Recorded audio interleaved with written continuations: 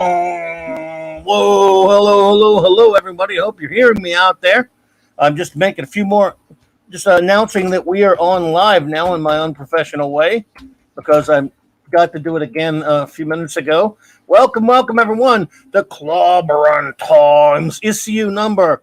Well, then there's the problem. It's complicated. 195 on YouTube, but 895 overall, and we have some good friends with us here. This is a special early time because early times are special, are they not? Sorry, well, bit of a hiccup there. Everyone, I cannot tell you how happy I am and honored I am to have our guest with me tonight. He's been, of course, doing his channel for quite some time now. I discovered him a little while back, and he has, of course, been a good friend of this channel, hanging out with us of our excursions into geekness, and he has a great channel, and there's a link in the description below, by the way. I'm going to put the link up there. I'm going to get that link up there in a second there, man. And he is, of course, the great J-Man. What's up, buddy? Oh, hey, thanks so much for having me on, man. This is really awesome. It's been a bit overdue, too. I've been excited to come on and talk some nerd stuff with you, so it's going to be good. Absolutely, man. You have a great channel. I always enjoy it because you guys, you're put it like this: you're geeks after my own heart because you guys just like to just have a good time talking about the stuff that you love, or if you don't like it, you'll talk about that too. But you're very positive in the sense that, hey, we have a love of this stuff. Sure. Sometimes you're going to beat up on something you don't like, of course, but it's still coming from a positive place of love because in the end, that's what it is all about. We love our geekness and stuff like that, and I just. We wouldn't be here if we didn't have a love of this stuff. And tonight, we're gonna be doing something that I've done a few times. But before we do that, I'll do a couple of show notes.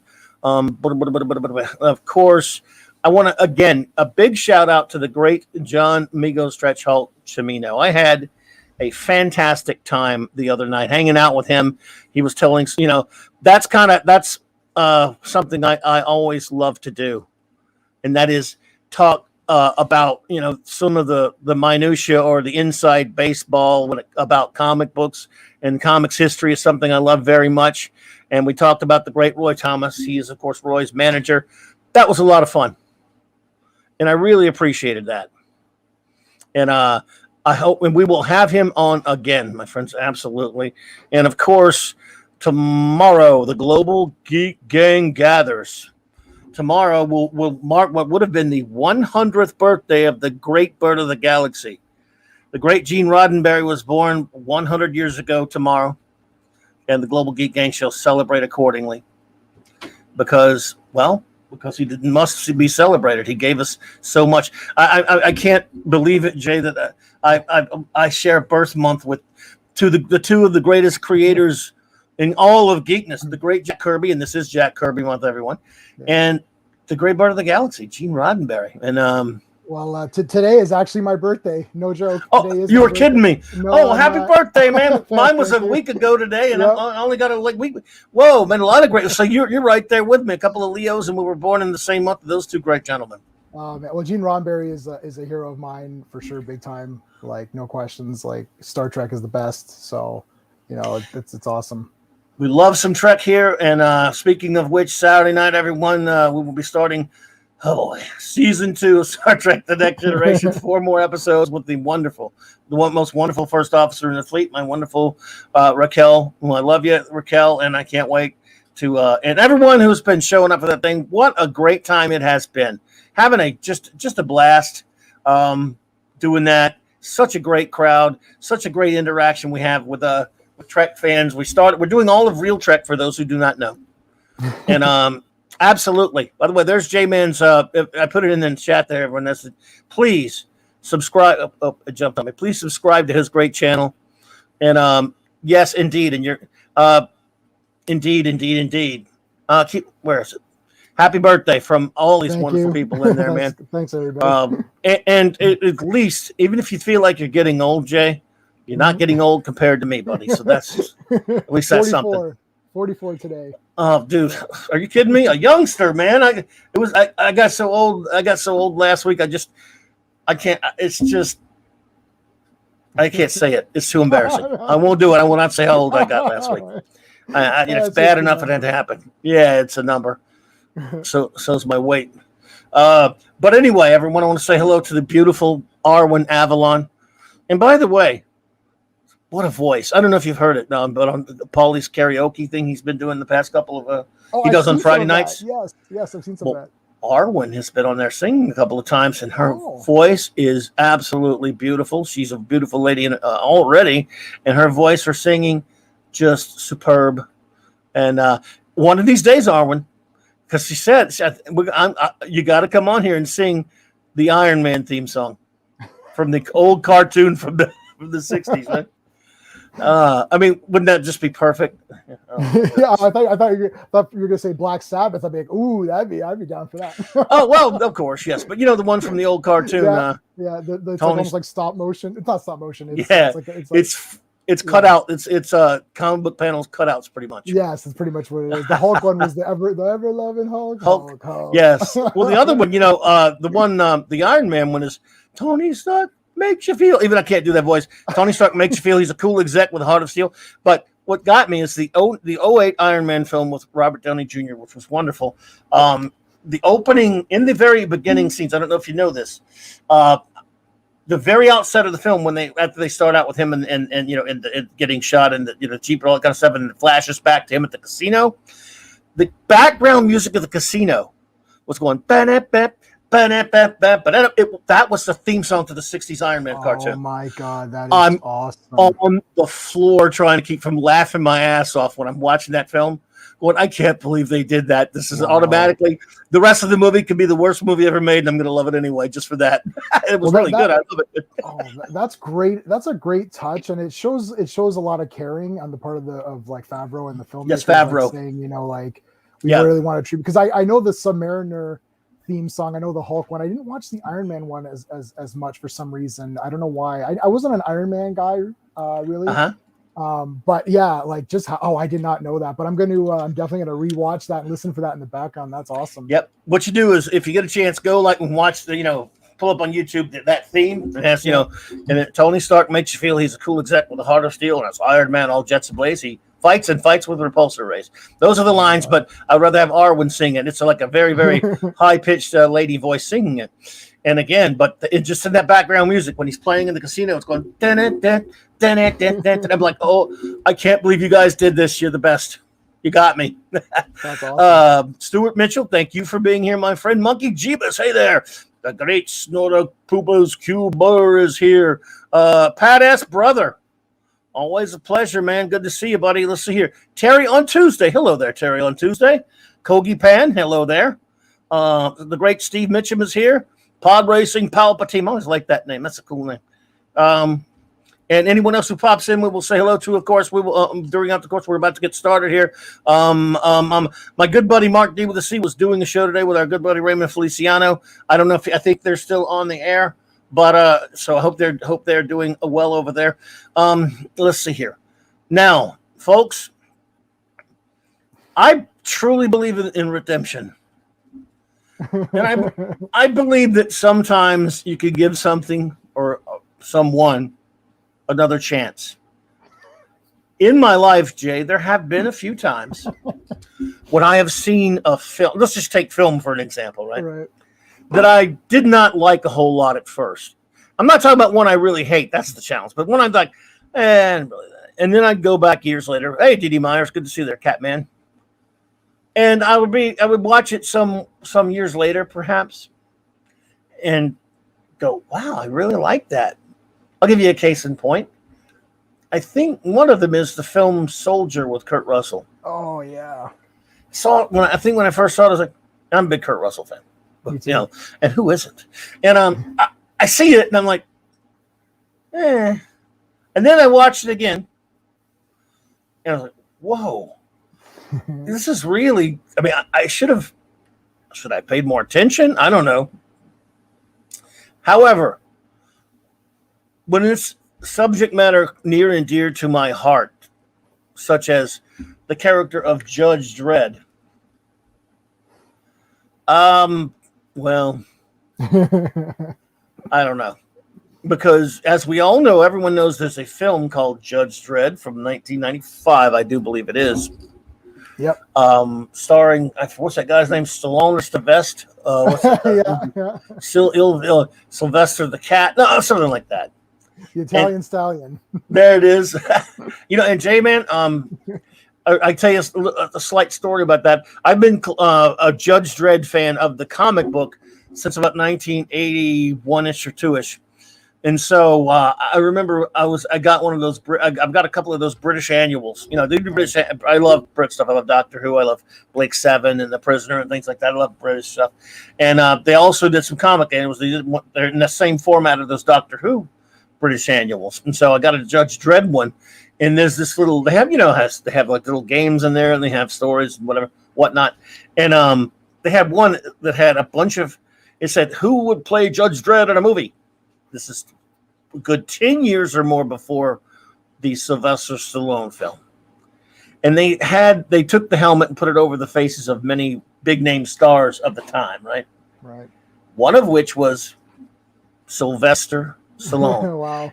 And that was the goofiest one of them all. I'm looking at it and I'm going, I laughed at that with the most. I'm like, yeah, right. Sylvester Stallone is just that. Well, lo and behold, around a decade or so later, I believe it was probably Starlog magazine, which is where you got most of your geek news at that point, which I love. I love Starlog. Yep. Or it could have been somewhere in the comic book press, right? Anyway, I read about it. I'm like, wait a minute, what?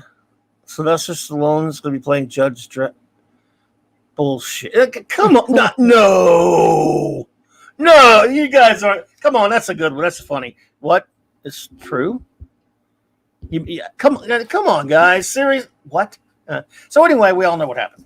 I think Danny Canyon or whatever directed the film.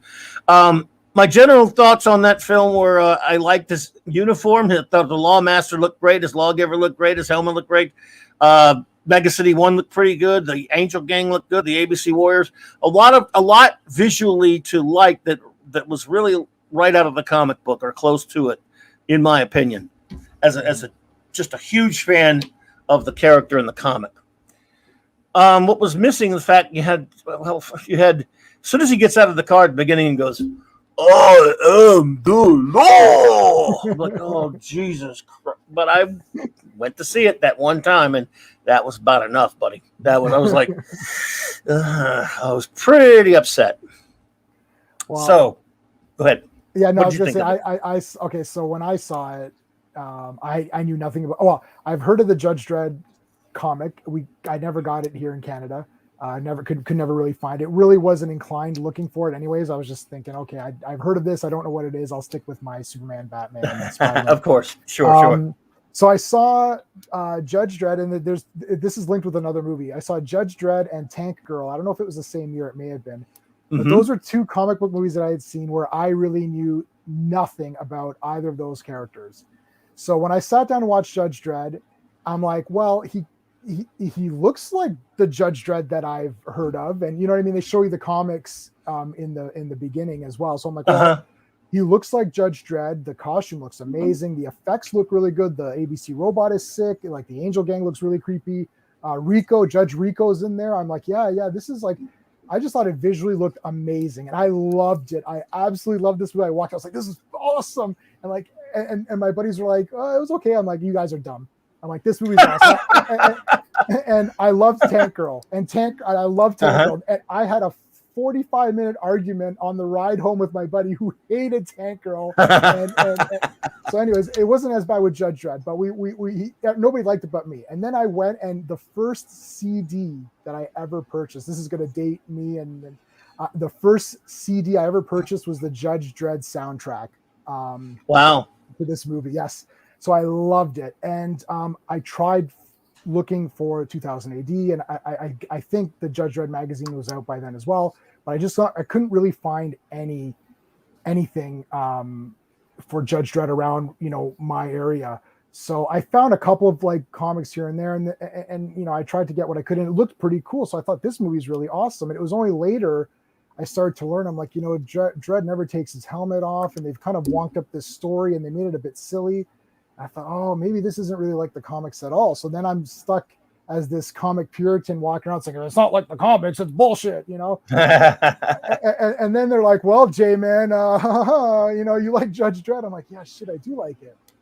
And I think that was the first time where I started to think that, you know what, any movie that comes out that's based on a comic or like a book or anything, any kind of IP, almost needs to be reviewed two ways. It needs to be reviewed as a fan who's been expecting a live action iteration of this character. You know, you've been waiting, 10 years or whatever it was. You know, I'm waiting for like, oh, this will be so cool, Judge Dredd. And you got this and you're kind of disappointed. And then there's someone who doesn't know anything. And does this movie work with someone who doesn't know anything? And in my opinion, it kind of does as a silly, kind of fun sci-fi movie you're not supposed to take too seriously. You just have a good time watching. But as a comic comparison, it's kind of really not that great. Yeah. It looks good, you know. And I've got the same opinion with the Nolan Batman trilogy. Like, I don't really think they're great representations of Batman. I know I'm going to get beat up for that one, but like it's not here. It's not really Two-Face. It's not really Joker. It's not really Bane. It's not really Catwoman. I'm like, well, this isn't really anybody, you know? So again, that movie, I say, you know, they're not bad films, but they're not great Batman films. So, you know, so Judge Dredd might be a fun movie, but it's not a great Judge Dredd movie for, you know, adapting the source. So now that would bring us to the Carl Urban one. So yeah. Well, we'll both get in trouble because I'm the same way about the Nolan films. I hate The Dark Knight Retires. I find I like Batman Begins okay, and I thought Dark Knight is probably good, but one of the most overrated films ever made. I always refer to those as Batman for Dummies. He sucked out all of the fantasy elements and the fun. And if someone walks up to me, okay, oh gosh, I knew there was going to be a tangent, but if someone walks up to me and is like, oh, you know, that's like a realistic Batman, I feel like punching them in the face and saying, no, that punch was realistic. It's like exactly. It's not realistic at all. No, it's not. Rubbish. And it's actually kind of stupid because if it was realistic, he wouldn't have horns. And if it was realistic, he wouldn't have a bat symbol and he wouldn't have a yellow belt. Like, he wouldn't have any of this crap. He would just be a guy in armor. Or heavy armor on where he could barely freaking move. See, dark and grim and gritty does not tally to realistic. It only does to simpletons. It does not to anyone. And there's the problem when you overthink any of these superheroes from these Marvel or DC universes or whatever, and you try to put too much realism. To me, you make them boring, to be honest. Look, it's bad enough having to live in the real world, everyone, but we do because we escape. That doesn't mean you can't do a darker film or it's comic. No one's saying that, but you do have to, you know, Batman. I don't care how good you are. If you're going to be realistic, eventually he's going to get his ass shot up, and that's for sure. You know, Superman's more realistic in some cases because at least in the context of that fiction, you have a character that has the built-in fictional excuse to take a lot more punishment. Hello there, Just Joe. What's up, Jobber? And Glensner. Good to see you there. But when it comes to Judge Dredd, again, well, you just go ahead and say it outright right now because in 2012, the film Dredd comes out. I was kind of looking forward to it. I like Karl Urban as an actor. My buddy Steve Mitchum said he's an ass in person. I can believe that. But then, you know, Judge Dredd should be an ass too. So, so maybe he was in character. Yeah. I really like him. The casting, great. And now, again, if anyone has not seen the film and you don't want spoilers, since we're going to talk about the film a little bit, I will go 5, 4, 3, 2, 1. Spoiler time. We will spoiler this film a little bit. Just that's a courtesy from us to you in case you're interested in if you have not seen it. It's only but it is past the statute of limitations of where you really have to do that because it's almost a decade, or if the decade's the rule, we're just under it because it was 2012. Yeah. So I get a call that I usually with this stuff, if it's a comic book, especially a comic book property that I love, J-Man, I'm usually there the first day. Something, I can't remember exactly what now happened when I was unable to go the exact first night or two, and which I always like to avoid because I'm always going to get somebody calling me and say, hey, did you see it? Did you see it yet? So I get a call from a buddy of mine, sure enough, telling me, and he's been a Dredd fan. I'm the one that got him into Judge Dredd, so he's loved the comic and everything for a long time. Tell me, hey, I think you're really gonna like Judge Dredd. I'm just getting that for everybody, and I'm excited. I go, oh, cool. And I went to the theater, and let's see, I went with my son. I think I may have went with another friend. I can't remember now. Needless to say, by the time this thing was over, I was not a happy camper. I was very upset. I'm about to give my if I let you all know the big spoiler of whether I have a new opinion or not of the film. So I wrote a scathing review. Our buddy Jobber here, I think, were you there, Jobber, when I went off like a maniac about that movie? I know you remember when I trashed that horrible another film that everyone loved, but myself and one other person, that stupid Mad Maxine Furiosa Road, which I hate. I went nuts. I wrote a long review of it. I hated it, and everybody was like, "What in the hell's wrong with you? This is just the greatest thing ever." Raymond Feliciano, what's up, buddy? Fresh from his interview over there with our buddy Mark D with the C. Good to see you, man. I was pissed. I thought this thing. And my view of it was this. Yeah, he's good as Dredd. This movie does not look like the comic book at all. And, J-Man has a point here. I went in wanting it to be like the comic. My mistake. It does one thing exactly like the comic. He doesn't take his helmet off. Thank you. Thank you for that, guys. This story, what little of it there is, if you could call it a story, has nothing to do with any kind of real Dredd story. Maybe like a short Dredd story or something, but there's so many good ones to choose from. The look of the thing, it just looks like Detroit. It doesn't look like Mega City 1. And it's just block war. And again, I do understand. I found out later that they did not have a big budget. Yeah. I hear you. I totally understand that. I get it, and I can make allowances for that and adjust my opinion accordingly.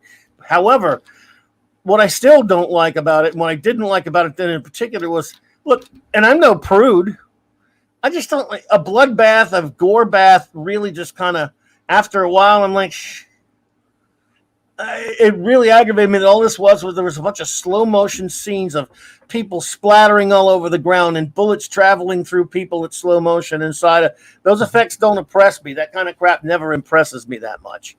And so it really I walk out of the film going, other than seeing a guy well cast as Dredd, playing him very well, what was this movie?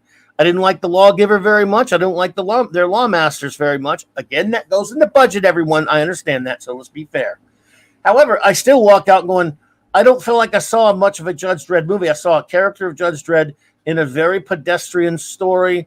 Not an uninteresting idea, being stuck in the building and the block war and all that kind of stuff. Not completely devoid of value. Like if this has been a TV show as an individual short episode, maybe okay.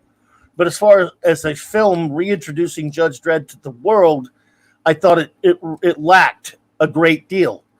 And seeing it now 9 years later, Jay, I'm a little bit more well-disposed towards the film in terms of I can appreciate how good he is as Dredd, the idea of them being stuck in the building. And yet I still pretty much have, and then the gore and all that kind of stuff, I just don't like it. I don't think this movie has a good villain. I mean, that lady, what's her name? Lenny Headley or yeah. Terrific actress. Nothing against her. Yep. This film still lacks a major element from the comic book of Judge Dredd, the comics from the 2080 comics. And that is the dark humor. Well, it's dark, all right, but it doesn't have any of the satire that the comic books have. It's about a commentary in a sense on society. There's a glibness to Dredd, and there's where he has an unintentional sense of humor. He's not really written that way. In other words, he'll say something that's funny that he doesn't think is funny, but it's there for the audience, the reader or the audience. None of that humor is there at all. Really, it's just all ultra violence and ugliness. This film wallows in blood. It wallows in ugliness, and never tries to put any of the kind of dark comedy spin on it that the comic book has, the satirical spin. That's my biggest problem with. That's an element that is missing that distinguishes Judge Dredd. This is just like, could have been anything. You could have had a completely different outfit, called the guy something else, just say it's some sort of future. It wouldn't even have to be futuristic because it doesn't look like it. It could have been any other movie. And if it wasn't purporting to be Judge Dredd, I might go, that's okay. These people are stuck in this building and having to fight these big odds. That never happened to John McClane. Oops. But I mean, it's die-hard Judge Dredd.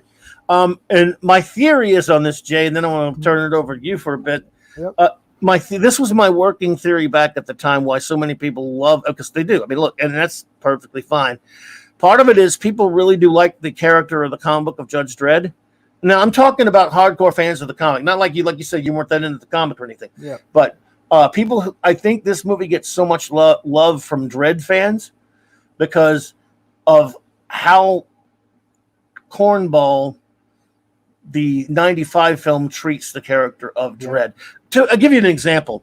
Are you familiar with the 3 phases of Batman my 3 phases of Batman? No, like pre Frank Miller and then Miller. No, well, it's a phase that I was 2 years old when the Batman TV show came on the air. That's how old I am. Yeah, and it started all my geekness. Adam West, and I love him. Yeah, me too. I've seen it 5 times over at least. Yeah, I love it. I love it. But the thing is, I went through the 3 phases that I believe many geeks go through. I'm not speaking for all geeks when it comes to Batman fans, but I'm saying, and it's this one. Number 1, you're a child, and that show was deadly serious and hilarious. It's everything to you. It is a real superhero come to life. It is truly Batman, and you love it.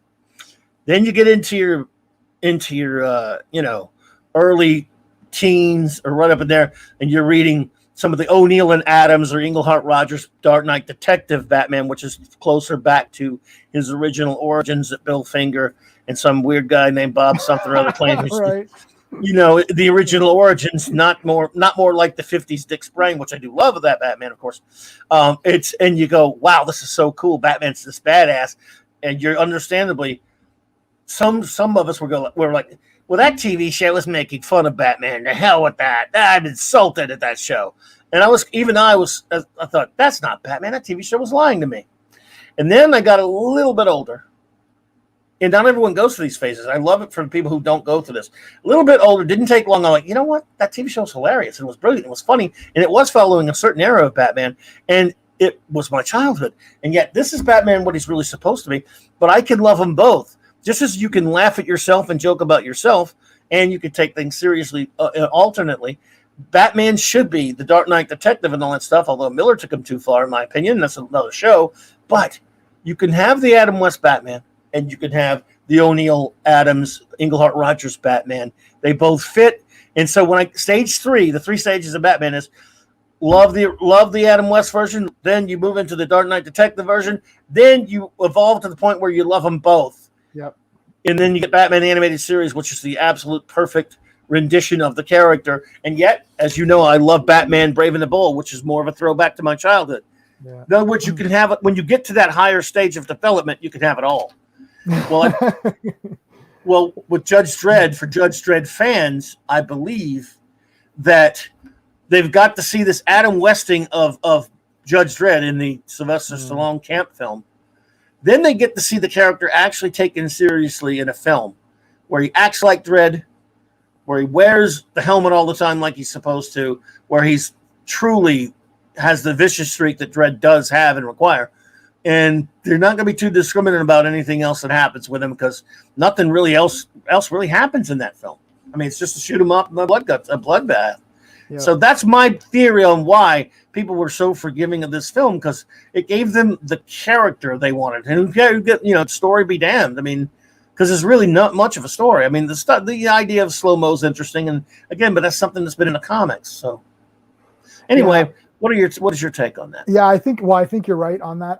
I never went through any of the phases. I loved Adam West from day one, loved him all the way through, and I fought with people, as I always do, who said it was sucked.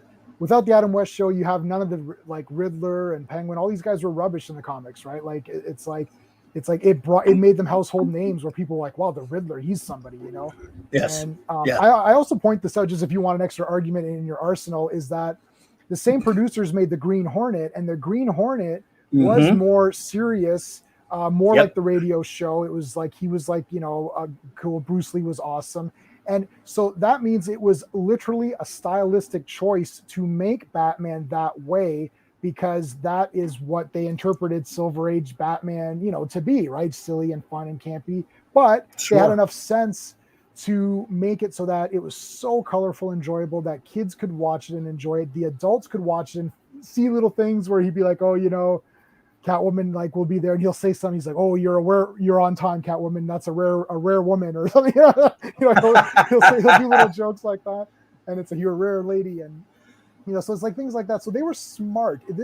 People seem to interpret that as they were making it bad because they're dumb. It's like, no, they're making it campy on purpose because they knew what would sell. And actually, one season of Green Hornet, three of Batman, and a theatrical film. So what approach made more sense at the time? I mean, I guess that's the proof right there. With DREDD, you're exactly right. That is what happened, that the people were like, oh, this DREDD movie's kind of cheesy. We want a serious DREDD. And that's the case for everything. That's the case for Star Trek.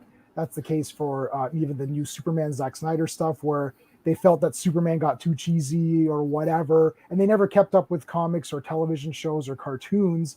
The public only knows the films, right? The mass public knows the films, and that's their interpretation of the character. So when I watch the Transformers films, which are just god awful trash movies, I hate them, and I hate that the public perception of Transformers is what they see in those Michael Bay disaster movies, and that kind of irritates me. And I think that's why even for me, this DREDD movie is cool, because I'm like, well, at least general public who watches this movie is not going to walk away thinking Judge Dredd is a trash character and, you know, is an idiot. So there's that to it as well. And again, at the time of the DREDD film, I had not read the comics, which I'll say this and I'll show you. I got a couple of stuff afterwards, but I saw the DREDD movie in the theater, and I'd seen the Raid, which is an Indonesian action film. Mm-hmm. It was very similar thing. They're in a building, and I know Die Hard and all that. But I loved this. I was like cheering, and I'm a gore hound. I love the Saw movies. I love zombie flicks. So I love the gore. I love the idea that they did slow-mo. They created a drug in order to give them an excuse to have slow motion shooting. I'm like, wow, that's a great idea. And I just thought it was a genius idea. And it was shot so beautifully with the blood and squirting and all that. I was like, wow, this is great. DREDD was awesome. I liked Anderson. I thought that she was really cool. We didn't have Anderson in the last movie. We had Hershey, I think. Yeah, it was Hershey, not Anderson. So having her in it was really cool. Her on her like kind of training mission, and I think Mama was a good villain. I'll tell you why. Mm-hmm. She wasn't like a female villain in order to have a female villain, in order to show, you know, how great they are in having a female villain. She was just like a badass, and she was like very cruel, but also very smart. Like when they capture Anderson, like they're like, oh, we're going to torture you, we're going to rape you. And she's like, look, we're not doing torture, we're not doing rape. Shoot her, that's it. It'll look like a shootout, you know. So she's not being overly stupid by doing that, but then she's being very cruel in teaching those guys a lesson by skinning them alive and sending a message, you know, throwing them off the roof or whatever in the off the top floor. So she's cruel but also kind of smart. I thought she was pretty good. I liked her a lot. I liked the way they explained her story of taking over the gangs and all that. But yeah, I mean, it's not the comics. After I saw this movie, I went back, and I'll turn my camera on for just a second, just so I can. Sure. Let me get rid of this brand thing. Hang on one second. I mean, overlay thing. All right. Hello. Go ahead. Okay. So no, I started grabbing these. Oh, nice. Let me give you the solo layout. Oh my goodness, great stuff. Hello there, everybody who just popped in. By the way. So like this is, I guess, and Klobb, you can answer. This is sort of the first ever DREDD collection, yes. Right? Well, see, these were done maybe 90s or the 2000s, but they are still. I used to get these Titan albums, which were considerably smaller, but it looks to me that one starts off around the beginning. It probably does. It says it on there probably, but yeah. Yes, from the early stuff with Mike McMahon, Rob Smith, Carlos Escara, and Brian Boland and all that stuff. I think that's what. So these are just the reprints, right? Like what yes. I call them the phone book. You know, like Yes. you used to buy those essentials Marvel, Yes. and it was like a phone book. It's like a phone book style. Yes, they're from 2000 AD, from the late 70s, and this was an 8-page comic. He was always, it's pretty much always been like an 8-page feature in 2000 AD. Also grab this guy So, too. He's kind of cool. oh, I have that one, dude. I think that might be the one I have. I have Judge Death also, and Judge Anderson. Yeah, that was hard to get. I love. See, that's what I'm saying. Cover too. Dude. This is the Stallone movie. I just made my own cover because dude, well done. Well done, man. I again, that was one of the things, we just talked about Judge Death. I would have, what they did with Anderson really aggravated me in this film. Because that means, I remember, it's not that she wasn't a side judge. She had psychic powers like a side judge, but there's a side division of the judges, the guys who made this film. That's what aggravated me. They made it like they don't know what they're doing. They were about to kick her out. Remember, if she didn't pass, she was being reviewed by DREDD to be a normal judge. Well, in Judge Death, her first appearance, which was again, remember, I was getting these albums that collected certain stories. First one I ever read was Judge Caligula, which collected the 2-part Judge Caligula saga. It came out after Judge the Cursed Earth. First, these albums came out, these Titan albums, as they call it, by Titan Comics or Titan distributors. And in 1981 issue 2, when I was just started working at a comic shop down there, my first one I helped run, the boss of the shop, he ordered a bunch of these things. Look, dude, I was like a lot of us. All I cared about was superheroes and costumes. Right. But he ordered these things, and they were like $7-8 a pop at a time. And this is 1982, I believe, and whatever. And he's saying, well, I don't want to be stuck with these things. Let's start telling people about them. So I want you to go home, take some of them home and read them. I'm like, I don't want to read that. It's just like a black and white thing. It's not. There's no superheroes. Leave me alone. Dude, I was just shy of 18 years old. So I'm like, I don't want to read. But he made me force me. I was like, all right, grumble, grumble, grumble. So I took a couple of them home. I just took the one home. I think I took the first volume of Judge Caligula, which has a great Brian Bolland cover. And Brian Bolland did a lot of it, but he was a very slow artist, always was. So they had other artists who would take up the slack. And I got home. I did not want to read this thing, dude. At that time, the most out there comic out there was probably Miller's Daredevil, and I was loving that. But I didn't want to read this thing. But let's say Claremont Miller's Wolverine was out at the time. I was loving that. Legion was actually doing well. New Teen Titans. Here I go. I read this thing, and I'm like, a couple pages in, I'm like, oh man, oh wow. By the time I got read it, I could not wait to get back to work the next way so I could get the second volume and read it. And then I started buying everything Judge Dredd. Not only that, I was so hooked on it. They had other albums too. They had ABC Warriors, Robo Hunter, Nemesis, Rogue Trooper, and all these different, I think, Slain. So I was just buying anything 2000 AD at that point. Later, I managed to snag a bunch of the actual original issues of them, which is not easy because there were these newspaper type format things that were on newspaper, and they were not available in the States, but I found a guy that had a bunch of them. So I became the huge Judge Dredd fan early on. I was like 18 or so. And it just changed everything. And so in the first Judge Death story, that's when Judge Anderson first appears. And she's very confident. She's a side judge in the side division. And they could have just made her some other judge. Why make her Anderson? I know they wanted her to have the psychic powers, which was part of this story that they were doing. I get that. But it's just like, wait a minute, you guys forgot that judges are supposed to have a side division. Now, that's the kind of crap that only a geek fan of the comics going to bitch about, though. And I think so. When I started, I got those case files after I saw this Dredd movie. And when I started to read through them, I started to realize that really neither movie is really Judge Dredd. Like, it's like one kind of looks like Judge Dredd and has, the budget required to tell a Dredd story, but didn't really tell a proper story and Stallone wasn't very good. And then this one kind of had Judge Dredd, pretty cool. But it really, as you said, it really wasn't set in the world of Dredd. But I'm thinking that, and you mentioned this earlier with the budget, something like where Nolan specifically has unlimited budget and removes elements of Batman because he doesn't like fantasy.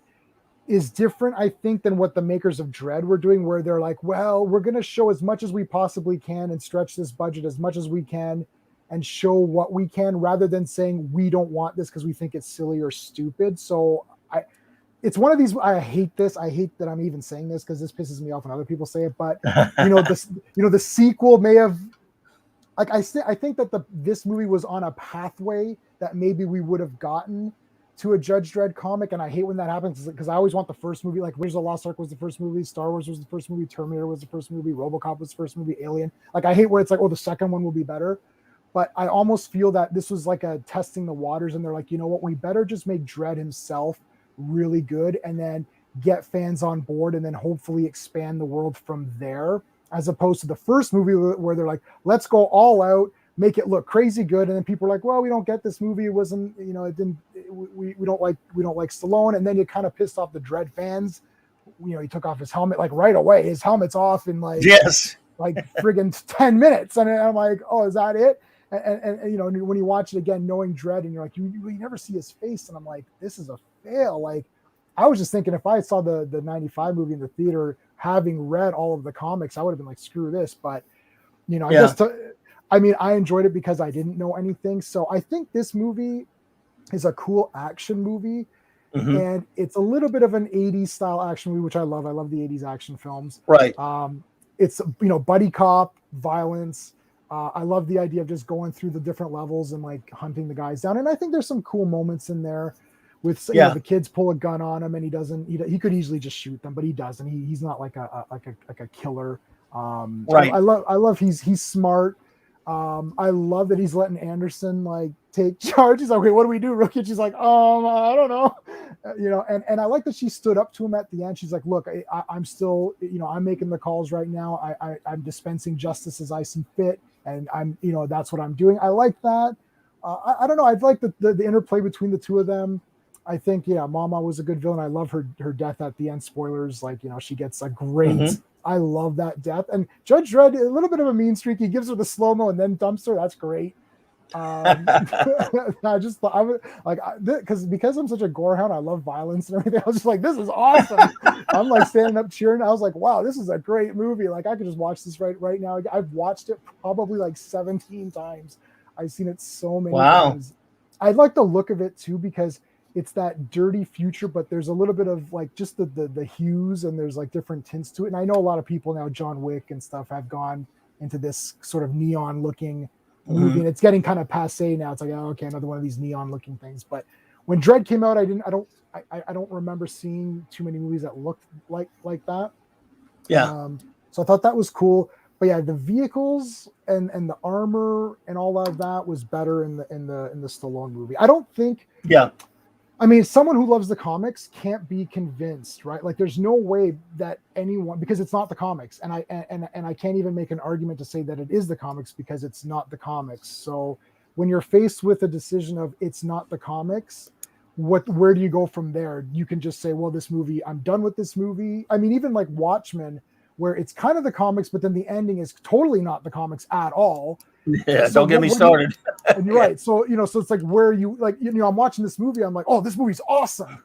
And then I'm like, well, what do I do with myself? Because like, am I going to say the first 2.5 hours was like kick ass and changing in the end? Yeah. So I don't know what to do with myself. Like Dredd, I'm like, look, I didn't read the comics at that point, and having gone back and read them, I can think back saying, well, if I had read this, what would my opinion have been? And I think I wouldn't have given it like, I've given it like a 9 out of 10. Let's say I probably would have given it like maybe a 6 or 7 out of 10, saying it's enjoyable, but it's not the comics. So I don't know. It's very difficult to review this. And I think a lot of people like this Dredd movie because it's a killer action movie. And I've had people come up to me saying that they love this movie. What was the other one? Punisher with Dolph Lundgren, which I love that movie. And I don't care. I love Dolph Lundgren. But anyways, people are like, I love these movies. I'm like, did you read the comics? And they didn't even know it was a comic. Right? Right? They're like, Dredd. It's like, oh, is that a comic book? Yeah. Like, yeah, it's a comic book. They're like, oh, I thought it was just an action movie, right? Right. So, you're probably right. A lot of people probably didn't know Dredd was a comic, probably. You're probably right. For sure. Right. Like people I know, and I'm thinking that's a fail on my part, to be honest. I'm like, I felt more bad about myself. I'm like, well, I should have changed that.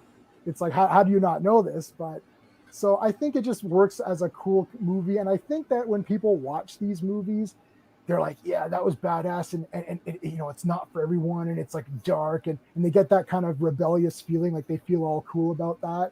And I'm okay. I'm okay with it for Judge Dredd. I'm not okay with it with Superman. I'm not okay with JJ Star Trek, where they try to action it up and make it more badass, quote unquote. I think it's dumb okay it down.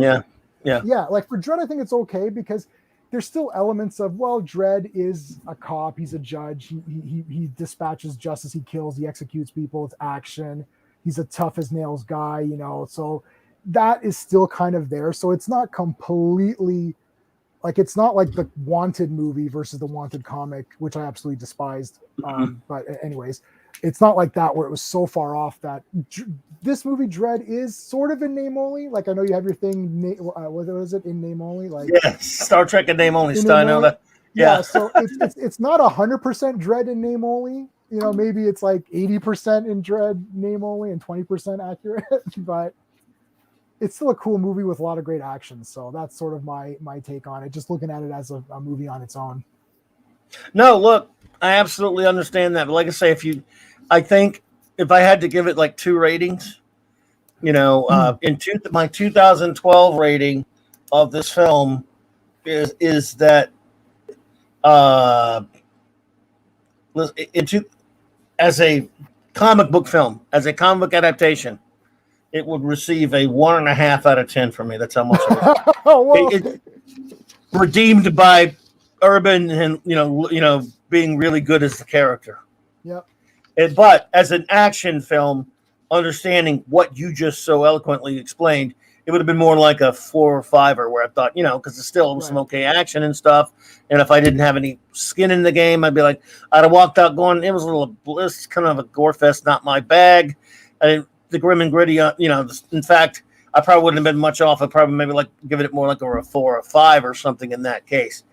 Now for 2021, folks, since I have watched this thing again, okay, and I'll do it again. I'll do it like a 2 ratings thing, okay? Right. This time I don't have 2 ratings. I got 1. They're both the same. No, I do have 2. I'm gonna go with 2 here. No, let me just make it 1. All right. As a whole, my review of this, I've upped it to a 5.5 out of 10. All right. Oh, that's good. And it's because I got more out of it in terms of enjoying him as Dredd. And I like Anderson in this thing. She's just not the Judge Anderson from the comic book. Right. So what I will do as a film, putting all that aside, I will just go ahead and let bygones be bygones with it and say that I did, again, never really want to see it again. I don't care. This doesn't, and on that, it truly fails. Because if it's a comic book character you love, any decent movie that brings that comic book character to life in any fashion makes you want to see it over and over again. This one didn't do that for me. So, but I think it is at least somewhat more intriguing and interesting than it was back then, that first time I saw it, because I had a lot of anger issues with it. I can watch it now and go, I mean, and by the way, again, we have almost a decade of stuff that is even worse. Or that really destroys characters' way. This doesn't really destroy the character. It just takes a lot of fundamental things away from his environment in the story that made for better actual Judge Dredd stories. I still can't get all that excited about the film. I can be a little bit more well disposed to it. So I'd say about a 5.5 now as a whole. This thing is for me. I think that's fair because people who know me, they know I don't know how many, 10 years or maybe more, maybe 15 years ago, I developed a technique for rating films, which I call SPACE, SPACE, which is story, pacing, artistry, characters, enjoyment. And each score gets either like a 0 would be crap, 1 would be average, 2 would be really good. So the story is either a 0, 1, or 2, pacing, artistry, characters, enjoyment. And then when you get to the end, you get a score out of 10, which means that if you give a movie 5 out of 10, that means you're saying, yeah, that was fine. Like, it was okay. It didn't blow my socks off, but it was okay. Like anywhere from 4 to 6 out of 10 in my rankings means that, like, yeah, that was fine. Like, that was a cool movie. It was okay. If you start going higher than that, that's where you start getting into, wow, this is really good, right? And if you go lower, that's where you're getting really crap. Like, somebody giving a movie, I've seen people say, oh, this is 1 out of 10 or something. I'm like, well, have you seen a lot of movies? Because like I've seen some really garbage movies that are like really, really garbage, right? Sure. And I don't want to give my ratings of the Zack Snyder movies because I will lose subscribers. I don't have ratings low enough, but I hear you, Luke. Like I say, don't get yourself in trouble. I, on the other hand, go on record and say the Snyder's filth crap. I hate the Snyderverse. And any of you out there, if you like it, I could love you as a person, but I hate it. But it's best not to open that can of worms. Yeah, I know. Look, I don't blame you, dude. I don't even like, other than me, joking with you here now. Yep. I don't even discuss it on this show anymore. No, I mean, you and I are talking a little bit about it, but you know what I'm saying. I won't do it as a topic anymore. If someone likes it, fine. I've lost the will to live when it comes to those movies. Yeah, and I think that's the thing when you go back and watch some of these other ones. Like, I'm all okay. So, I mean, here's the other thing too. I go by the character. So, my thing is like if I like the character, that's almost enough. So, for example, I love Superman 3 and I love Superman 4. I love all 4 Christopher Reeve Supermans because I love Christopher Reeve. He is Superman to me. Like just seeing him there is almost enough. I have a recurring donation to his charity. I've had that for a long time. Like I wear his charities thing. They gave these keychains. It's like a Superman symbol. It says "Go Forward." I love Christopher Reeve. I've seen his other movies. So Christopher Reeve in it is like, oh, this is the best. Now, obviously, as a person who knows comic books and a person who knows film, I took film courses in university. I can analyze each movie and say, well, this isn't really good. This makes a lot of errors. This doesn't make any sense. The plot's weird here. The characters are off. So I can get into that, right? That's why I have my 2 ratings, right? Like, as just a fanboy who just loves Christopher Reeve, I'm like, this, I love Superman 4. And people are like, oh, are you crazy? I'm like, I will take Superman 4 over the combined Zack Snyder universe. Yes. Like, no problem. Like Superman is still a good guy and addresses the UN and tries to save the planet by getting rid of nuclear weapons. That's kind of neat. Like, so that's how it is. So same thing with like even like Gal Gadot as Wonder Woman. I love her as Wonder Woman. I loved Wonder Woman 1984. Everyone hates that movie. That's fine. I don't know. I love it. Do you really? I love it. But we love you anyway, buddy. Don't worry. Everyone hates that movie. I admit I do. Yeah. Yeah, no, that's fine. But it's Wonder Woman. She's fighting people. She has the invisible jet, and she does a hero speech at the end. That's cool. I don't know. I love it. I'm like, Wonder Woman's the best. So, and that's the thing. It's like I can agree that Wonder Woman 84 has lots of like plot issues that are wonky story, and even Wonder Woman the first one has the ending. Like Ares was not handled very well, I thought, in the first film. But I agree with that. Yeah, I don't like the first movie that much either. To be honest, it was all right, but it was all right. Yeah, no, I love them both because to me, it's like I'm like, wow, this is Wonder Woman. Now, if I don't see the character, that's when I start to get a little bit more aggravated. Like when they do like a Luke Skywalker thing, where I'm like, that character would never do that. This is not the character. What is going on? Same with Han Solo, being a deadbeat dad and all that. So my hatred. Yeah. My hatred of these newer movies doesn't come so much from the filmmaking perspective of like, oh, Abrams doesn't know how to shoot a film, but it's more like you haven't engaged me in the new characters. They're not very good. And the old characters are being ruined. So I don't know what you want me to review. Like, and that's why DREDD, I don't think like everybody in the movie is cool to me. I'm like, okay, DREDD is a cool guy. I like Anderson. I like the villain. So right there, I'm already in my, okay, this is getting a 5 out of 10, even if the rest of it bites the dust, because at least DREDD is cool. So yes, he is. Right. And like, like afterwards, okay, let me get, this is the best example I can give. I walked out of this DREDD movie, Karl Urban, and I immediately went to Amazon and I'm like, okay, I got to order these DREDD books. Like it's time because I've been putting these off. I can't find them anywhere. I'm like, let me go on eBay. Let me go on Amazon. And I ordered the first 4 or 5 of those case files like right away. Now, can people say the same thing after watching, let's say like Snyder Cut or something? You know what I'm saying? Like, I mean, I walk out of that, I'm like, this is garbage. So if it gets me excited to buy the comic, that did its job. And that's what this movie did. That's what this DREDD movie did. I finally broke down like, okay, I have to buy these comics. Now, when I read them, I'm like, oh, that movie isn't the comics, but it's hard to go back. It's hard to go back and say, I can't go back now. It's too late. I can do it with other movies where I've read the comic and then I watch the movie like this movie's ass, but that's because I read the comic. And if I didn't, it is what it is. But I've seen people like Yeah, they don't even know it is a comic. So how do you even? Yeah. And I think it definitely, when I make the Herculean effort to hold back my comic book sensibilities and my fanboyism for Dredd, and for the character of Judge Dredd, I should say, Yeah. and his world, I can find things to laud about the film a little bit more, considering they didn't have much of a budget. It is fairly intriguing idea for a Dredd story of him to be stuck in a block. In fact, it's been done in the comic book. Yeah, again, I don't really like his adversaries because Dredd adversaries are usually really weird, strange, satirical caricatures or Judge Death or somebody like that. These people are just drug dealers. They're not particularly interesting for me. So there's not a compelling. I mean, she's actually is a pretty well-written character, the lady with Mama, I'll give you, but she's not really written like a Dredd nemesis would be necessarily. Yep. So aside from him being called Dredd, most of the accoutrements to the character, and I mean story-wise and things like that, are not there. But if I separate that, or if I'm like some of these people you're talking about, I just want to go see an action film, and I don't know it's a comic book, especially in the States. But another one, you can't do that with Superman or Batman. Everyone knows it comes from somewhere. But I can walk in there and walk out going, "Oh, that was pretty cool." So I think if I didn't know it was a comic book character and have those preconceptions, I probably would have liked it better. It works as kind of some of the action sequences do work pretty well.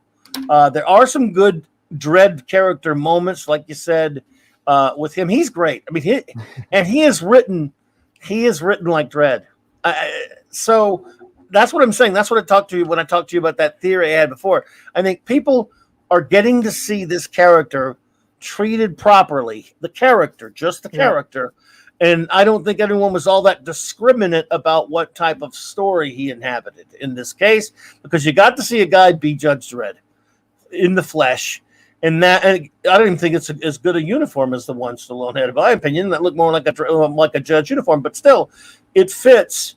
And I think I truly do understand that from anyone, especially from fans of the comic, kind of just going, you know what, I'm making these allowances because, man, I got to see Judge Dredd run around being a badass for a couple hours, and it didn't really matter much. I totally get that, and I'm being a stick in the mud by not making that exception before for 9 years. Now I'm making that exception a little bit more. Just I can't get excited about it because I wanted to see so much more. I wanted to see Dredd, and then I wanted the rest to be a Dredd story. But we're never going to get that. If it had, and it did very well overseas. If it had done better, I think we would get another film. And who knows? Now they're talking about this Mega City 1 show. So what is wrong with you people? You never learn, do you? That's like Gotham. Oh my God! What in the hell do I want to see a show without Batman for? 10 years before Batman. And I'm a dumbass. I watched that show for a while. I watched it. Oh no! I'm the big. Okay, I'm gonna reveal something that'll reveal me as the largest dumbass. I am the largest dumbass in the entire planet. Okay, I literally have pre-ordered Zack Snyder's Justice League and on 4K. Damn! I hate it. I disown you, sir. No, I can't. The problem is, I must own all Superman, Batman comic book like DC's. Yeah, but those don't have Superman and Batman. They got guys walking around calling themselves that. But I'm messing with you. Look, dude. No, you're right. They're not. It's not Superman, but it has the name of Superman. You know who it was. Oh man, it was Retro Blasting. They killed me. They did a thing where on Star Wars where they're like, Michael was talking about what are you loyal to, and he just flashed the Star Wars logo because like those prequels are brutal. I've watched that video about 17 times. I've watched it so many times, and I'm like, man, I'm that guy who bought the sequel trilogy. I bought it, and I'm like, but the thing is, I'm a completist. I have to have it. I have to have I need to see I have every Superman, whether it's really Superman or not. I even got that. It's called 3 Dev Adam, 3 Giant Men. It's got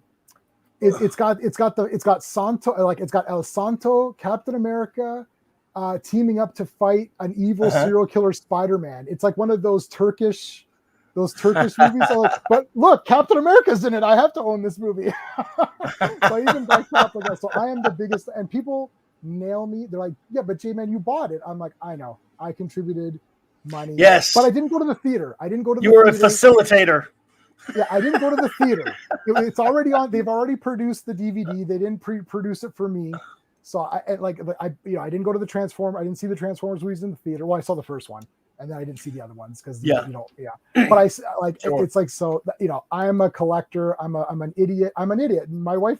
We watched the Zack Snyder. I'm like, this is awful. And she's like, are you going to buy this? I'm like, of course I'm buying it. What a dumb question. I'm like, it's just like, you hated it. You complained for 4 hours. I'm like, well, I'm not going to buy it and complain about it again.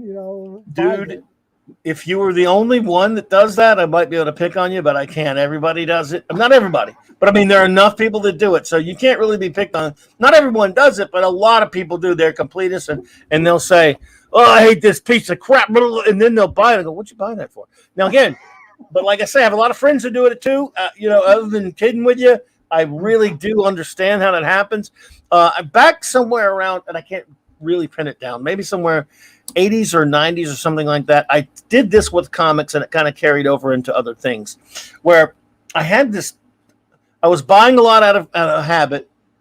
And, obviously you don't know if you're going to love a comic till you buy it sometimes. And that's one thing, right? Whereas a movie, you go to the theater. Back then, you go to the theater to see it. If it came out on DVD and you liked it, you pick it up, QED. Right. But comics, you pick them up sometimes on spec. And but I decided, you know what? What am I doing with it? I'm going to weed my collection down to only stuff I really like. If I don't like it and I don't want it and I think it sucks, I'm going to stop the completism. Now, I have a lot of friends who've never stopped it. In other words, if I think Superman title or a Batman title or a Spidey title or whatever starts to suck after 10, 15 issues, screw it. I'm going to stop buying it, and I'm going to get rid of the ones I don't like. And issues I like, I'm going to keep. That's what I decided to do with my collection. And I did it that way. But most people don't do that. They just go, we'll keep collecting and stuff like that. And that's what, But when it comes to movies, I do have to like it to buy it. For example, you mentioned, how much I love Superman 1, how much I love Christopher Reeve, and how much I love. I think I own Superman 3 and 4 because it's that big tin set. Yeah, I got the tin too, yeah. Yeah, I got that for like Father's Day one year, I think it was, but many, many years ago on the DVD. Other than that, I kind of I don't like those films, but at least Superman's in it. Because here's the thing about that, because you were talking about that earlier. Mm-hmm. I could take a bad Superman movie. Somebody can take a bad Star Trek episode. Yep. Look, I love Star Trek, real Trek, of course. Yep. A shitty episode's fine. I mean, look, there's 700 zillion of them. Right. Superman, a shitty issue. So at the same time, you do get lesser shots at the film, but still, I can live with a bad movie. In other words, if the movie's bad, but it's not bastardizing and horribly ruining the character, I can live with, say, a crappy Star Wars movie. It's not that a movie in itself is crappy. It's what they do to Luke Skywalker in Last Jedi that makes it an abomination. If it were just a shitty movie, I go, it just sucks. Or the one before, which I hate pretty much as much, The Force Awakens. So if it's not destroying the character and it's just not very good, then I'll go, it's like those Fantastic Four movies, those dumb Sony ones. They're dumb. Yep. They have a lot of things that are good in them, a lot of things that aren't good, but they're not Fan-Forstic, which completely obliterates the characters. They're not Man of Steel, which completely dumps all over Superman, and it's not a Superman film. It's disrespectful to, and it's loathing of Superman, and it's a twisted, sick, perverted abomination of Superman, whereas all of Snyder's stuff are sick, twisted abominations of these wonderful characters. So people will go, well, that's a Superman movie. You have to have it like you did. And look, other than messing with you, I have no judgment. To me, that I cannot have them because it's not Superman. Yeah. Whereas I would still want to have, Superman 3 or 4, just no matter whether they're bad or not, because it's Christopher Reeve. And by the way, Superman Returns is in that set. That's the only reason I have that turkey. Turkey, yeah. But yeah, when it comes to Man of Steel or something like that, or the Snyder butt, which I hate, dude, I totally get you. Other than kidding with you, though, I am glad that at least there are two, because, dude, I think the world went batshit nuts for a lot of reasons, as we both know, and that was one of the big ones. When that thing came out, I thought myself and Mahler were the only ones that hated that 4-hour bloated piece of filth. So, it's pretty awful, and it's actually a bad movie. And then you know how I'm saying I only bring those up as well because, like, I'm saying Karl Urban DREDD is not the comic, but I still think it's a great movie. but the 4-hour Snyder cut is not the superheroes, and it's a bad movie because there's actually quite a lot of problems in that movie. That things don't make sense. Characters are really shitty. It's like the world's gonna end, and Aquaman's like, I don't care. Okay, but the world's gonna end, dumbass. So like, you gonna join or not? Like, I don't get it. And like the character, I can go on forever, but like, it's not a good movie. It makes a lot of mistakes. There's so many plot holes. The characters are so dumb. So it's not even like a good movie where you're like, yeah, that was a great movie. It wasn't the comics, but it was a great movie. It's neither. Like, it's neither a good movie nor is it the comics. But, and I'm only like that. I'm a completist for some of the comic things. Like, I never stopped collecting Superman or action comics. I never stopped. Wonder Woman, like friggin' like post-crisis #1. I never stopped. No. I'm sorry. I stopped at New 52. I did give that up, and then I came back after with Rebirth. But Superman, I never stopped Superman as much as I could from the John Byrne Man of Steel, which you don't like, I know. Sean doesn't like it either. Who, me? Yeah, Sean doesn't like you two. You two can team up. I'd like to talk to Sean about that one. I'm glad there are two of us. He's like, there's no Kryptonians. This doesn't make sense. This is stupid. I'm like, oh my god. It's like Sean will just like, I usually give him the full screen and then just let him rant on it. But yeah, so I'm a completist like that in some senses, like for Superman, Batman, and things like that. For other things, not as much. Like I had about 4,000 movies, like Blu-rays, DVDs, VHS, and I sold about 1,000. And I put another 1,000 away and like just kept the discs. So like, I'm a big time movie nerd, but I collect like classic black and white films, silent films, horror, anime, sci-fi. I own every Van Damme movie. Van Damme's my hero. I own every Schwarzenegger movie, Stallone. So it's like, it's like, if it's a Van Damme movie, I'm going to buy it. And you guys don't know, Van Damme's got about like 30 something movies and I own them all. But yeah, so some things I'm a completist. Superman is one of them, even though I agree that it's not Superman. But DREDD, I don't know if you want to call what you said where it's like people just want a serious take. I think that's what happened with Man of Steel. Like, Superman Returns was so boring. It wasn't the character, but it was also boring. It was just boring. Yes. Happened. And then Man of Steel came out and it was exciting and there's flying around, they're beating the crap out of each other. And I was taken away because I told you earlier, I loved it when I saw it in the theater, and then I bought it and then I watched it. I was like, wow, this is awful. But like in the theater, I was like, wow, like I'm seeing this. So dude, I'm at an IMAX. I go first day for every one of these movies in IMAX. So, and I pay my friggin' $20, it's Canadian money. So $20 ticket, that's probably like 15 for you guys or whatever. And I pick my seat in the perfect seat. And I'm watching Superman and Zod just kick the shit out of each other. I'm like, wow. And then my buddy Sean's like, that was the worst movie ever. I was like, what? Are you crazy? What movie did you watch? We got to go back in and watch this again because you missed it. And then, we watched it at home and I'm like, this is awful. What the hell was I thinking? And I had to apologize to everybody for yelling at them because they didn't like it. But that didn't happen with DREDD. We all walked out of DREDD. We were like high five and we're like, yeah, man, Judge DREDD's awesome. Like, this is great, So I don't know that one for whatever, but none of us read the comics. I don't think Sean, he's a big time comic book guy. He hadn't read any of the comics. They never came around here in Canada. I don't know why. Or maybe we just never saw them. Cause like I've never missed a week at the comic shop since I've had my license when I was 16, like, or whatever. I never missed a week at the comic shop. And I never saw any 2000 AD. I never saw Judge Dredd magazine. I got the app, the 2000 AD app on my iPad, and I've been getting stuff from there. And what's the Strontium? Strontium Dog. Oh, those are so good. Him. Oh shit, those are so good. So like, It's because of the internet now and the apps here that I've been able to go and because even my comic shop now, which is a big one, doesn't get 2000 AD magazine. Like I was thinking, are they still producing these? But they definitely are because it's on the app. So it's just when you don't have the comics available, it's hard to even, because I'm looking at DREDD, I'm like, well, this looks like Judge Dredd, so I guess this is pretty good, right? Right. Yes, it does. Like I say, I guess I'm maybe just getting too soft in my old age because I did soften on it when I watched it again. But you were just funny, like you were talking about that was Superman Returns, for example. It made me think that there is some bastardization in that film too. My biggest thing is when you bastardize a character. Some movies cannot be all that great when the character, that if they get the character right, they get some points for that. That's why DREDD is at best when, in terms of the way they got the character through Karl Urban's portrayal. But Superman Returns, Superman would not leave for 5 years. And the I know, mopey, so stupid. What's funny about that is his mopiness and the stalkery stuff was pretty silly. And then I never thought I just thought it was mostly dull, though, like a lot of people did. I didn't really get all that angry other than him leaving 5 years. It's just like you walk out and going, and then they actually make something more vile and disgusting with Man of Steel, which completely trashes the character. Henry, and there's the biggest tragedy. Brendan Roth, nice guy, probably an okay Superman in a better movie, probably. But Henry Cavill is the kind of guy who would be perfect if he ever got a chance to actually play Superman. Yeah, I think. Yeah. But I don't know. He never will. And it's not his fault, so I don't blame him.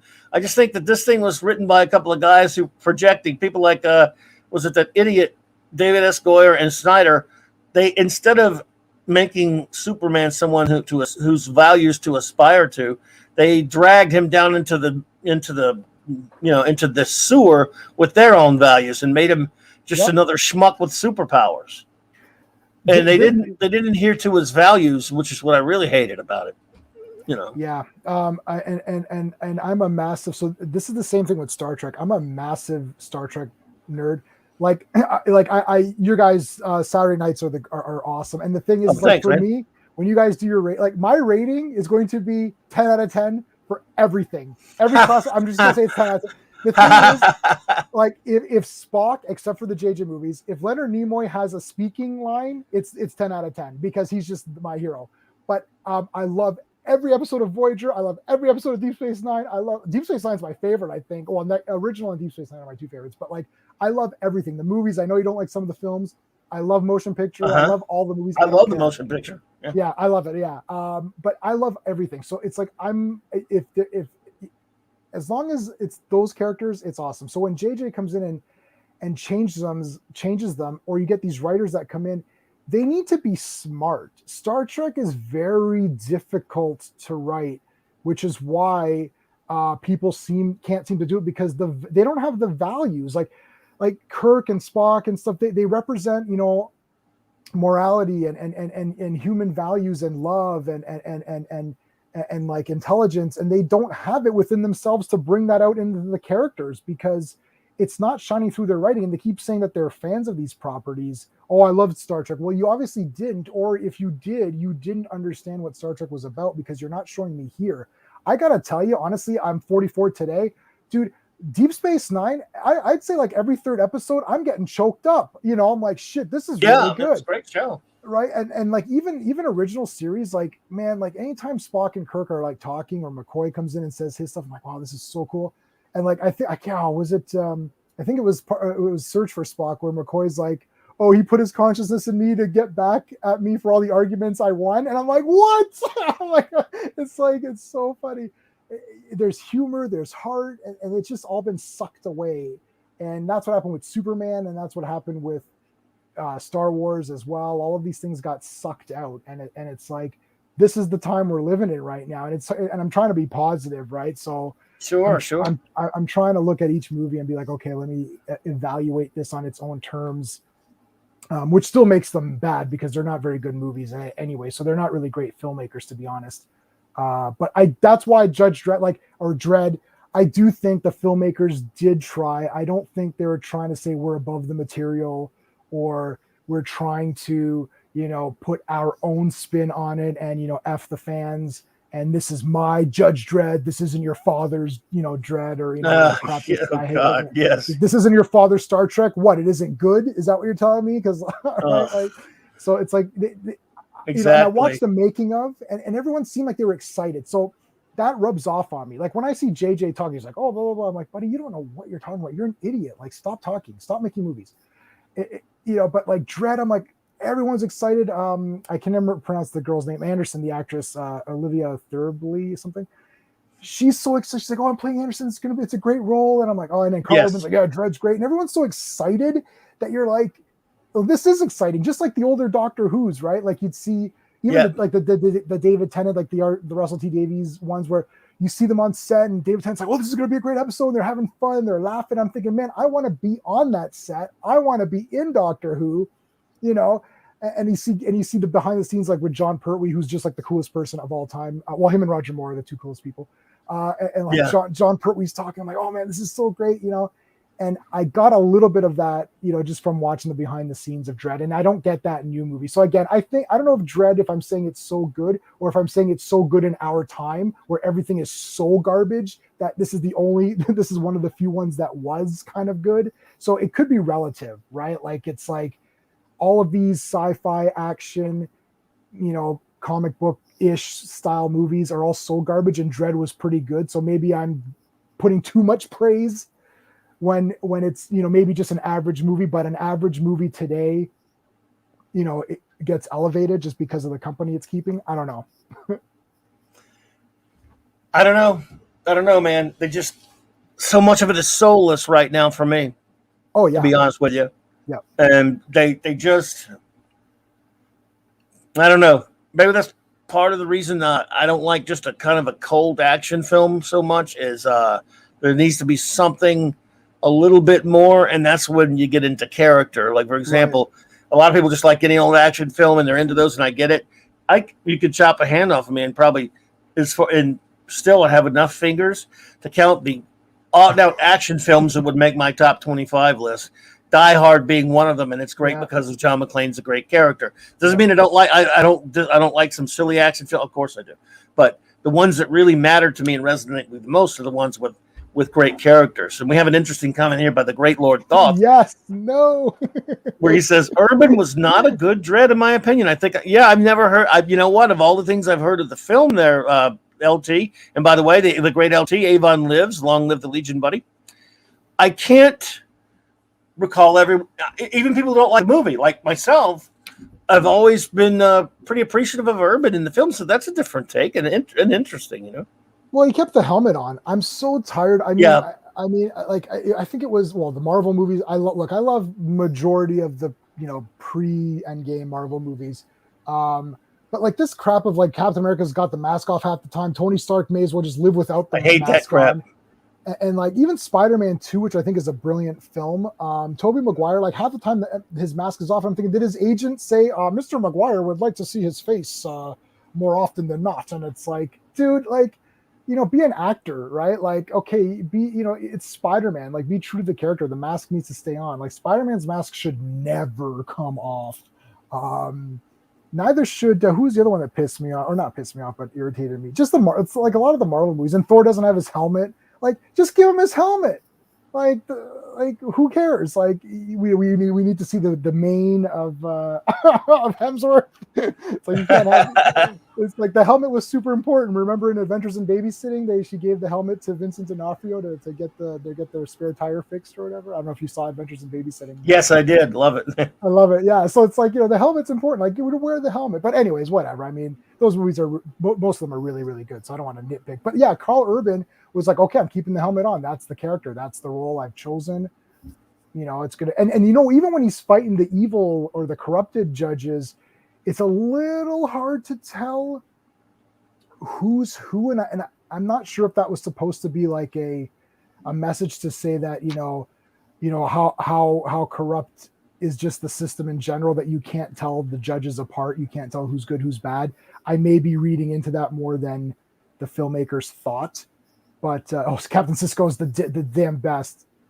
He's awesome. He's my third favorite, or maybe second favorite captain. I'm going to say third favorite. Maybe second. I'm putting him at number 2 now. I think. I don't know. I think he's my number 3. If you hear my, oh man, I will definitely get beat for this. Kirk's my favorite. That's obvious. Well, Kirk's the man. I mean, Kirk's the best. That's number 1. I'm a Kirk firster. Yeah, Kirk is number 1. That's guaranteed. My number 2 is Janeway. Oh my gosh. Really? I love Janeway. I don't know why. I love her. Really? Yes. I got her at 5, so she's at least in there for me. Yeah, I know. Nobody likes her. I don't know. I really like her. I like her voice. Also, she was in Remo Williams, and I love Remo Williams. She was. So just You know what? Kate Mulgrew is Yes, she was. You know why I'm not going to judge you? Yeah, because I love Archer and no one else loves him either. He's right up there in the top, and I'm a big defender of Enterprise over here. So is Raquel, and that show takes a pounding, as I'm sure you're well aware. Yeah. I as you guys, is it 735? The 735, right? Yes, 735 installments of when you 66 through 05, all of the real Trek. That's her number. I couldn't count that high myself. Yeah, I genuinely like all of it. My wife and I cycle through it all. So like we're on what are we on now? We're on Voyager season 2. No, we're on season 3, episode 1 or something. We're starting right now. So we've literally gone through. We just cycle through them like all except for the original series. We save that for Sunday mornings, and we cycle through that on its own. But then the other shows we just cycle through one episode at a time, and I've gone through Voyager like 3 or 4 times, Deep Space Nine like 5 times, Next Gen like 3 or 4 times, because I started with Deep Space Nine, so I had that. Yeah, that's why I started with Star Trek with Deep Space Nine actually, which may be why I like it the best. But well, you know, I my origins were I was one of these such an original hardline Trekker, but when Next Gen came on, I watched it, and more of. I liked the first pilot. That I let's give it a chance. Every night for years, on the Sunday night that they would run in syndication or whatever, in '87 through or whatever, instead of like going, "Whoa, that was great," we did it on the phone with a friend or two, and talking about how about the episode, complaining, liking it, but also critiquing it and saying we had a common refrain early on, especially like, "Oh, that was done before and done way better." But we were Kirk Forsters, so then a couple of years into it, I became very resentful of the people who were running around saying, but it finally started getting some legs, 3rd season in, 4th season, that kind of stuff, and actually started getting some respectability out there. You start hearing this crap like, "Oh, it's superior to the original," and that used to drive me insane. And I did not like it, so it made me, again, relatively young adult, you could understand, in his 20s or whatever, going, "Well, you know what? I don't want to hear that crap, so I just, screw any of the new iterations." I would watch a pilot, like I watched the Deep Space Nine pilot, and didn't really care for much after that. Watch a Voyager pilot, didn't care. But then I watched Enterprise and actually liked it. I didn't think I was going to like that. But it took many, many years, into the 2010s, I might add, before I decided to go back. I never watched much of Deep Space Nine other than Trials and Tribulations for obvious reasons. Yeah. Well, Michael and Melinda with Retroblasting in around 2015 or 16 did a deep dive into Deep Space Nine because a lot of people were bugging them to do so, and they really liked it. I was a Babylon 5 guy when it comes down to that little argument, and I went back and watched it. I decided to sit through it. First season, about 14, 15 episodes, and I saw an episode that pissed me off so much that I thought was so bad. I'm like, I'm out of here. I can't watch Deep Space Nine anymore. But I didn't listen to myself. I stayed with it. And after a few episodes, I got over that little hump. By the end of the first season, which was nothing perfect or anything, but not as bad as Next Gen's first season, I went, well, I'm okay. And I stayed for the long haul and ended up really loving it now. And then, of course, I've gone back and watched it a bunch since then. And then I went back and watched Next Gen a little bit more. And, of course, I'd already seen it all. But, I went back and became more fond of it. Time changes people. And I hadn't watched much Voyager. And then around the 50th anniversary, I said, you know what? Since they're never going to do anything to celebrate real Trek in this 50th, let me go ahead and I want to at least watch all of Voyager. So I will have watched all of the iterations of everything there is to do with Trek, because I hadn't watched all of Voyager at that point. And so I muddled through it. I got to tell you, it wasn't an easy, it was kind of a slog. I don't hate Voyager. I like some of it. I don't warm up to it like I do the other shows, but I got through it all. And I like some, not so much of others. It's my least favorite, but a lot of people do like it. And it's 10 times better than any of this filth they make now with the name of Star Trek on it. And so it's family. It's family. It's in the family, and that's all that matters. So it took a while. That's my weird origin with the other iterations of Star Trek. Because for the longest time, I was, and I still look. I was such an a-hole about it. I referred to not as the original series. TOS meant the only series. Oh, I kept calling it Real Trek. The term Real Trek has a new meaning now. Oh, it used to be we would amongst certain friends we go Real Trek meaning original series, and that was it. The other ones, man. But now I accept, and it was a process, and it was a long road. Now I accept all the other iterations before before 2005, warts and all, because nothing's perfect. And now that's all that all became real Trek. And I got one friend of mine who's an outlier, who still is mad at me to this day. He's still only the original series. He hates all the other ones, and he's mad at me for changing, evolving to a point where I actually like the other iterations now. And he's mad. Oh, he's pissed. He's like, you watch Deep Space. No, you're the one who makes fun. Said all this bad shit about. No, you like it. I said, well, you know what? If something inside me changes, I'm a coward if I don't admit it. Right. I mean, yeah. If you now like it, then you got to admit it, right? Yeah, and I'm gonna have to eat the crow. If you don't eat the crow, you're a coward. Arwen, thank you for being here tonight, dear. It's so wonderful to see you. Have a great one, beautiful lady. Well, okay, so true confession from me. When I was younger, growing up, I watched mostly just horror movies and like action and stuff and whatever. And then I thought Star Trek was for losers. I was like, Star Trek is for losers.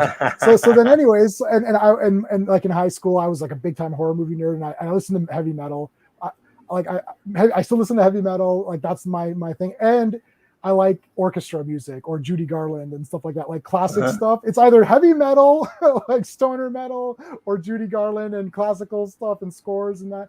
But I was like, oh, it's for nerds, and they're like, well, you like my friend who loves Star Trek. He goes, you love Star Wars. I'm like, yeah, that's for cool people. And he's like, well, it's like you play Dungeons and Dragons. I'm like, yeah. And he's like, you read Superman comics and Batman comics. For some reason, Superman, Batman, Spider-Man was cool, and Dungeons and Dragons was cool, but Star Wars or Star Trek wasn't cool. He's like, you're an idiot. It's like, you are a nerd. You are one of the losers. I'm like, am I? I'm like, I didn't know that. So I didn't know I was one of the losers, and I was like, oh, okay. And then Star Wars had gone on, or Star Trek had gone on and been repeated and repeated. So I finally sat down and watched a Deep Space Nine episode, and I was like, wow, this is great. And then I started with season 7 of Deep Space Nine. That's the first thing I watched of Star Trek. I finished it, and then my station here repeated Voyager, and I watched all of Voyager, and then it repeated the original series in order. So then that's how I watched it. So I actually started with like Ezri Dax, who I love Ezri, and then when I'm like, oh my god, it's like Jadzia's in this whole entire thing. Where's Ezri? And I kept hoping Ezri would show up. I'm like, oh, she's only in the last season. So it was weird how I started with Star Trek, but then I just got so heavy into it. And Spock and Kirk and those original characters, like, just blew my mind. Spock's like one of my absolute favorite fictional characters of anything. I feel that I know Luke and Han were ruined, and that totally sucks. But like for me, ruining the Trek characters was almost a bit of a bigger sin, if you can rank these sins, because I know Superman is a comic book character and he was ruined by Zack Snyder and all that, but because he's a comic book character, he always lived on in other exactly. Good point. Like, yeah. Like I was like, well, I don't like these Zack Snyder movies. Yeah, it's like, but who cares? As we know, I have every stupid cartoon there ever was. I have all the Super Friends cartoons. I have the George Reeves series. So I'm like, I can live my live action Supermans through other mediums, and the comics are still there and the cartoons. But Star Trek was only ever really just those 3 seasons and those 6 movies, and 7 if you count Kirk and the Generations. But I'm like, that's all there is of those guys. And I know there's novelizations and there's comics, but Leonard Nimoy is Spock. Like, I can't disassociate it. Shatner is Kirk. I know Chris Pine's a good actor and all this, but it's not like James Bond, who is a literary character who was brought to life by Right. Like, he only ever existed. Kirk only ever existed as Shatner. So I cannot detach myself. Like, I can accept different Superman. Like, people say, "Oh, you just want Christopher Reeve." I'm like, that's an effing lie.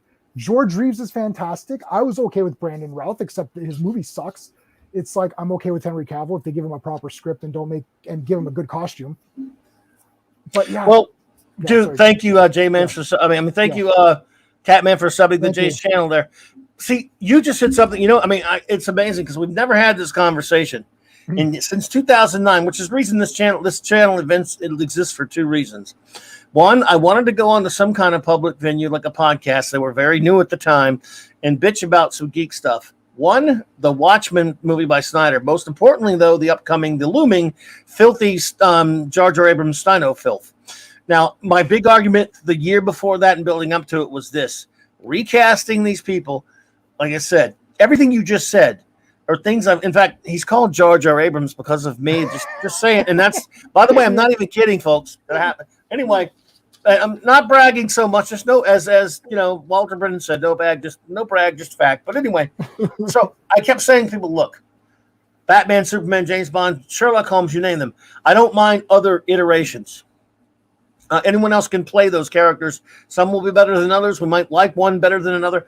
But characters that are created on TV are different from literary characters. Kirk, Spock, McCoy, these characters were created by Gene Roddenberry and the actors that played them, and of course some of the other writers who put things in. And no one. Now sometimes younger versions and stuff like that. I'm not saying one about it, but I can get that. But this is not what this was. Nobody could ever be these characters. I mean, it's not just the Trek characters. There's some other TV characters I feel the same way about. But I'm glad you said that, because I've been saying that forever, and I've often thought it was the only one that even thought that way. No, and I think I would go so far as to say any character that started as like even Mad Max, Road Warriors in my top 10 favorite films. So is Escape from New York. So it's like, to me, it's like, and they were once talking about, doing another Snake Plissken. I'm like, well, if it's not Kurt Russell, then F yourself, because that's Indeed. not Snake Plissken. Like, what do you? Nope. And I know you kind of poo-pooed the Matt Hardy movie, which I thought was okay. It's an action movie, but it's not. Matt Hardy is not Mad Max. Like, I don't know what no, it's not. Oh yeah, that Fury, Fury Road. Yes. I thought it was all right. I liked Fury. I liked Fury Road. I know. Yeah, you hated it. I always called it Mad Maxine. Yeah, I mean, I watched. I was like, "That's a cool action movie." I was like, "It was a cool action movie," but he was a good hood ornament, wasn't he? He was a hood ornament. Yeah, I know. He was a hood ornament for like an hour. Yeah, but he wasn't. Yeah. It's not Mad Max. So I would even take it to that far. If it was created as a visual person, Prisoner, right? Like they redid the Prisoner. I did watch, because I watched the Prisoner based on your recommendation. I actually watched the Caviezel, the new Prisoner. Mm-hmm. Yeah. And it's like, well, it's not really, this isn't really the Prisoner. Like, why are we always having these same, it's like, again, this isn't the Prisoner. And it's like, what was the point? What was the point of redoing this story? Like, I just don't get it. And to give them just a slight bit of credit, it's garbage, but they didn't try to make it look like the Prisoner either. That is true. The difference is, they tried to make that, and that came out the same year as the Jar Jar Abrams trash, and they tried to make you think that's the same bunch of characters. Now, there's also, like, the Avengers film based on the wonderful Patrick Whitney film in 1998. Look, they tried to make it look like the old John. Ray Fiennes, great actor. He ain't Patrick. I'm sorry, he's no Patrick Whitney as John Steed. Uma Thurman is lovely. She ain't no Diana Rigg. And I watched that, and the movie's bad anyway, but if the movie had been good, I'd still be like, okay, just name them something else, because they ain't Steed and Mrs. Peel. I'm sorry. Yeah. So funny thing on that movie. I watched that movie. I loved it. Everyone hated it. I loved it. So then I went to work the next day. I was like, oh, I love Avengers the best. And there's this older gentleman there. He's like, well, that movie, he goes, you're an idiot. I'm like, why? He's like, well, the show's way better. And so he gave me the VHS. Now, the third season, which was Emma Peel's first, it was Honor Blackman was second. And the first season was the two guys. It was two guys or something, right? Or, I don't know exactly if it was season 3 or 4, but with Emma Peel starting. And I watched the VHS tapes and I loved it. So long story short, I have an Emma Peel and John Steed tattoo. So I love Avengers. And Diana Rigg is the best ever. And I love On Her Majesty's Secret Service. That's my favorite Bond movie, just as a side note. Really? But, I didn't know that was your favorite, huh? Man, we got to talk Bond sometime. That's interesting. We'll do Bond. My second is Thunderball. But anyway. Michael and I did a show where we counted out our top 10 Bond films a couple years on my show. With both Bond. On my old show, not on YouTube. No, it was on my old show. We did. I'm going to get him back to do that over here, probably. You guys should, yeah. I love your countdown. I love your countdown ones. I love countdowns, man. They're so much fun. It's not good. Huh? Which one? I was going to say the Marvel one you guys did was crazy. And then I tried to start getting my list together. I'm like, it's very difficult for me because, like, I don't know. Some of them I really love for the wrong reasons. Right.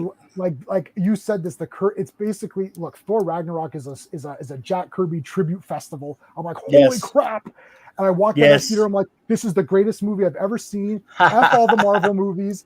I was like, look, like all of the guards. I was like, it's like Jack Kirby got resurrected and designed all of those characters. Like, this is crazy. Right. And I'm like, it's kind of a shit Thor movie, though. Thor's he's so bad. I mean, he's disgraced in the film. I mean, he's such a joke. They made him a joke, but it's still, if you don't know about that kind of crap, I don't care. It's funny at least. Phantom Outsider wanted me to ask you, have you seen the Man Who Hated Laughter? And if you have a copy, where do you find it? I don't know. I'm not sure if I'm familiar with that, but you probably know. The Man. Let me look at the Man Who Hated Laughter. I don't know what that is, Phantom Outsider. But Just Joe talks about that. There's so many. Again, I'm the biggest remake hater there is because of some, like Joe just points out. I don't need RoboCop remade. Peter, you can't be better than that first one. I even like 2, but even if you don't like 2, most people, even people who don't like 2, still like 1, and 1's the classic. I mean, I didn't see they did a remake of Flatliners. Yeah. Total Recall, yes, I know it's based on the short story. I have no interest in watching any other than that idiot Schwarzenegger or Total Recall. I have no interest in a remake of any. Fright Night is another one. Fright Night's another one that makes me. I will not watch the remake. I love that movie so much. I watched it. David Tennant's awesome as usual, but he's not as good as McDowell. So that's that's bullshit. But like the Total Recall, I've read a lot of Philip K. Dick stories, and that Total Recall story is like 18 pages. You could Google it right now and find. And that rubbish remake has nothing to do with this. I watched the movie because everyone kept saying, "Well, this is more like the story because they don't go to Mars and all that." I'm like, well, if the fucking story would have continued and it wasn't 18 pages, they would have went to Mars because he had no choice. He was gonna just die there. It's like he would. Like that was rubbish. That movie sucked. That remake and RoboCop remake sucked. I saw it in the theater too. I'm like, wow, this is garbage. I can't do it, man. I couldn't even look at that. Yeah, that was a shit movie. RoboCop 1 is like 10 out of 10. I love RoboCop 2. It's Frank Miller. Yeah, I do too. I love 2. Now again, I still think 1's better, but I love 2. And but here's the thing about that. I can name you. And I have to cheat when I name you remakes I do love. I love John Carpenter's The Thing from Another World, but it is more based on a short story. But it doesn't mean I diss the Howard Hawks version. I just call it a different. It's that rare example. I kind of like the first remake of Invasion of the Body Snatchers with Donald Sutherland. Yep. It does not take away, and I do think the original's a little bit better. It does not take away from it, but okay, so what? A broken clock's right twice a day. You can still chop off one hand and then some more fingers, and I'll still have enough fingers left to count the remakes I like.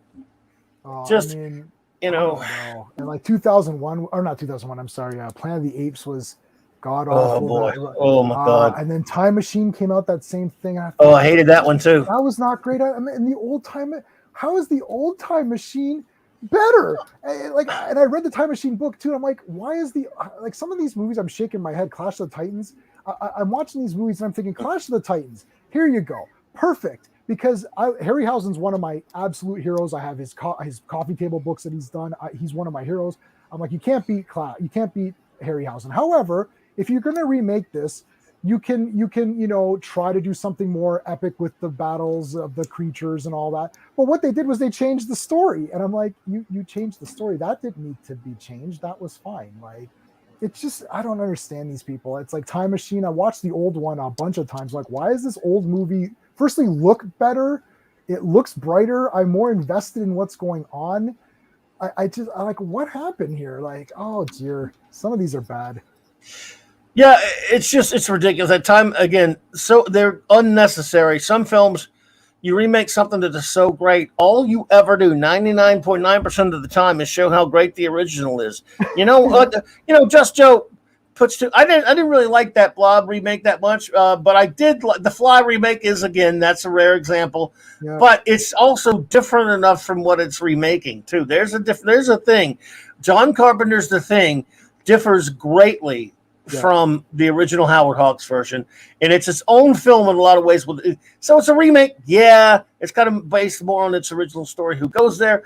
So when you do something like that and you differentiate it, it's very, very drastically from what you're quote unquote remaking, sometimes you could do okay with it. When you're just doing like this, almost not so much scene for scene remake, but something very, very close, and especially with a classic film like It's a Wonderful Life. There was a TV movie It's a Wonderful Life remake where they did a sex change on it, and it was I didn't see it was it was Marlo Thomas instead of Jimmy Stewart, and it was and I'm like, okay, you really are you?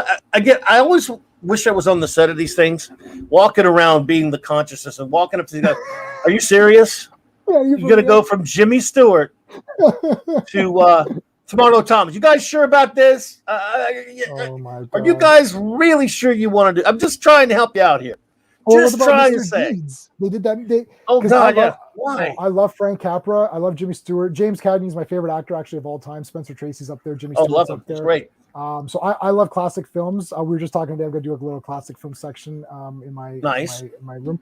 Anyway, and I'm like, they did the Mr. Deeds where I'm like thinking, are you guys effing crazy? It's Adam Sandler. This is a disgrace. I was so angry. I'm like, I'm not watching this. I don't even want to see a trailer. I don't want to see anything. Just the mere thought of it existing pisses me off. Ben-Hur. They did a remake of Ben-Hur. That's like a cinematic masterpiece. Now I know there's a silent Ben-Hur film, which I also have the silent. There version. is. Yes. I have the silent version. But look, the Charlton Heston one, that's it. You don't need any more. Don't need it. One. Well, look, you can even put really good actors in a remake, and it's still going to fail. Because here, for example, a couple of years back, I'm sorry, the Magnificent Seven remake. Look, those are some good actors in that new one. Yeah, the original, good. They're good for today. They're really good. You're competing with Yul Brynner, Steve McQueen, the great Steve McQueen, friggin' Eli Wallach, Charles Bronson, Charles Coburn. You guys are dead. I mean, you don't. Dead. I like those actors. I'm sitting there watching that thing. Got dragged to the theater by my son and a friend, and they go, "Don't you think that was pretty cool?" I'm like, "Not really, to be honest with you. I mean, those guys are okay. Chris Pratt. I mean, I like Denzel Washington. Those guys are fine, but." I watched the original so much.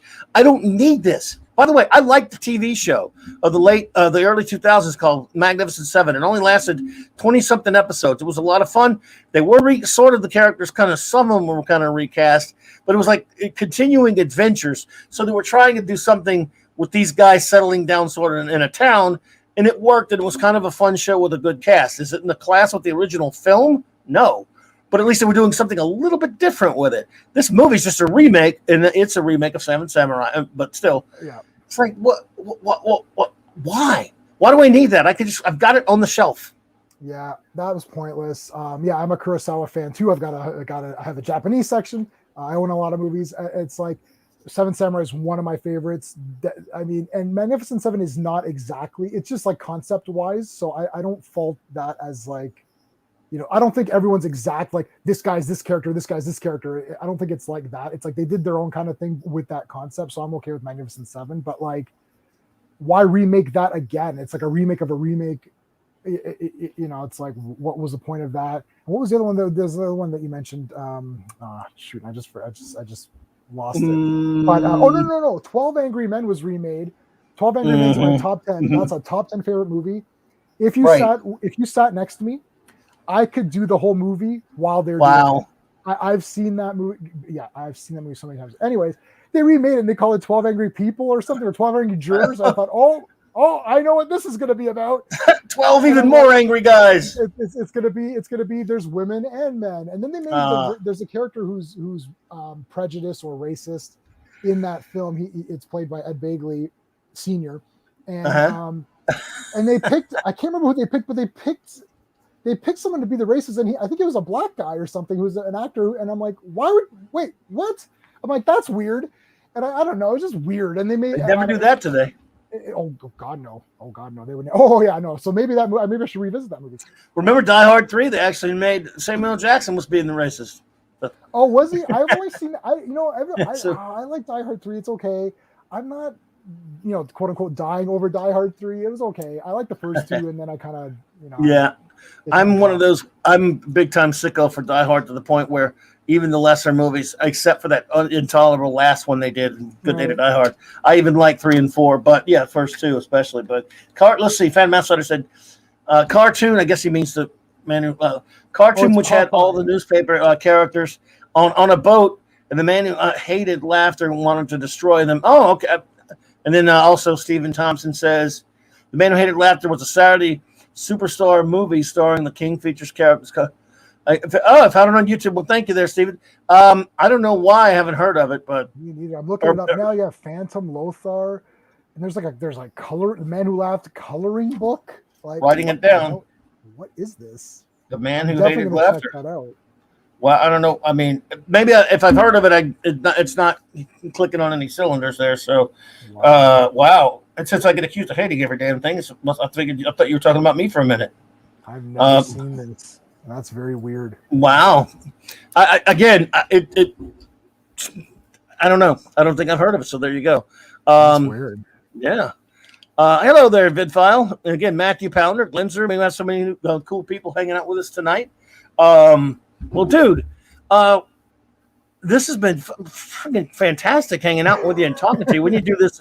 We need to do it again soon. And I would like to talk to your buddy Sean one of these days because, man, anyone who look, there aren't too many of us left that can't stand the Burn reboot. Yeah, no, we have. There. Well, he must be close to my age or something because I have a couple of friends my age that hate it.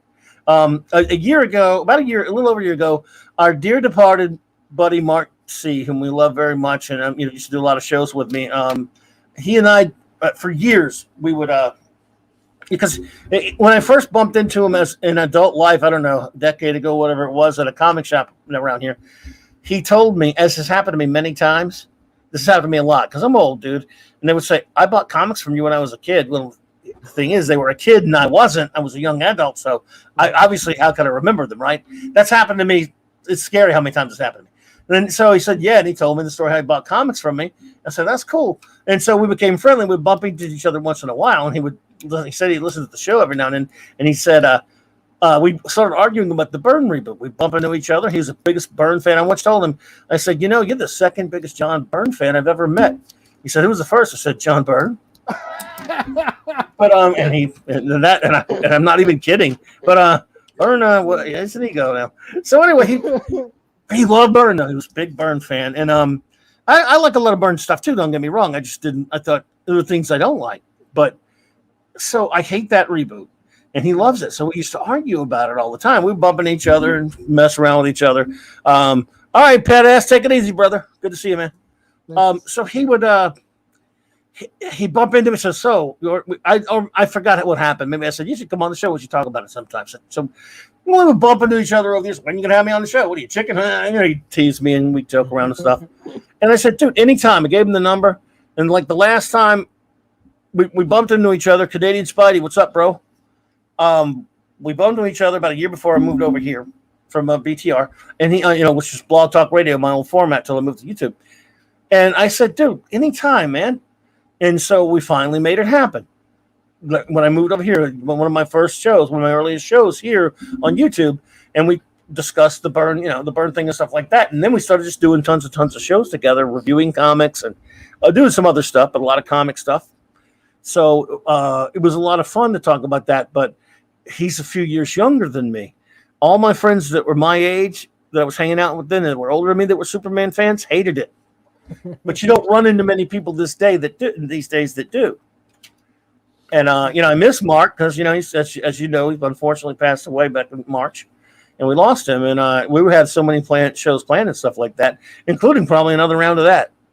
Yeah, I mean, and like, Man of Steel. Like, I mean, I got it, and it was like bringing back Superman, and I know that it changed stuff around, but like Lex Luthor was improved a lot, right? So there's some good points here and there. And Man of Steel, you mean? No, Man of Steel, the comic. I'm sorry, the comic. Not I know. I was just kidding. Okay. No. Geez. Yeah. See, I hated what they did to Luthor in that one, man. I hate Kingpin Luthor. Oh, you don't like Kingpin? Yeah. Like I hate King. Luthor. Yeah, businessman. Yeah. I liked Mad Scientist Luthor with the revolving doors on his jail cell. I mean, look, I like everything. The thing is, because I'm such a nerd that I just like everything anyways, unless it's like horrendously awful, like like the Zack stuff. I like Lexor. Lexor. Lexor, the planet when he had his own planet. Yes, Lexor, yes. Yeah. So I mean, like there's but like, well, Lex Luthor, I've been reading from the beginning with Action Comics, and Ultra Humanite was the first That's right. He's actually the first actual villain of his, and it's basically Lex Luthor. Well, I mean, it looks like Lex Luthor, basically. Well, they confused it, as you know. They thought they eventually, when they brought him back or whatever that was, they had him, he had red hair. Oh, is that what happened? Oh, I didn't know that. Like, yes, in the old Action comics. Well, remember when they first had Luthor, or when they brought Luthor back for his next appearance or something like that, and he had the red hair. And this was after it was Ultra Humanite. Oh my God. And they brought him back, and they called him Luthor, and someone had just screwed up and drew the wrong character. Shit. Oh my God! Yeah. Oh, that's true. I did not know that. Did you read Byrne? Speaking of Byrne, his Superman Batman Generations? No, I don't think so. I just got the hardcover pretty cheap on. I have the site I go to In Stock Trades, and it says omnibus, but it was like $42. It was a pretty good price. And then sort of like a tribute to it was right after Mark had passed, because he loved. I didn't buy the series because of my anger at Byrne at the time. I don't know if you're familiar with this. This is an Elseworlds called Superman Batman Generations. And there were 2 4-issue miniseries, and there was a 10-issue series.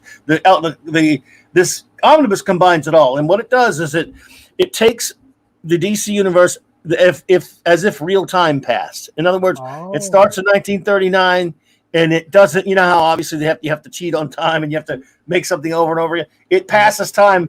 And so the first 2 volumes are like they cover a decade, and then it's so they age and they get a family and legacy, Superman and Batman. And I wish Byrne had his art. I wish he had another anchor on those.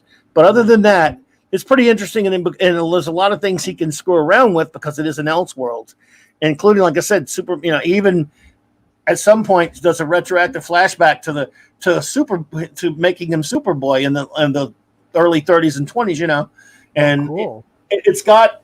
I think you might enjoy it. It's a really so far. I've been kind of burning through it a little bit, if you pardon the pun there, and it's got some weird stuff in it because, again, if you take the DC universe from 1938 on up and age it in that progression, it's pretty fascinating the way he does it. And I think you might like it. It's a pretty good comic. But Byrne addresses a lot of that stuff we're talking about with Ultra Humanite and Luthor and stuff.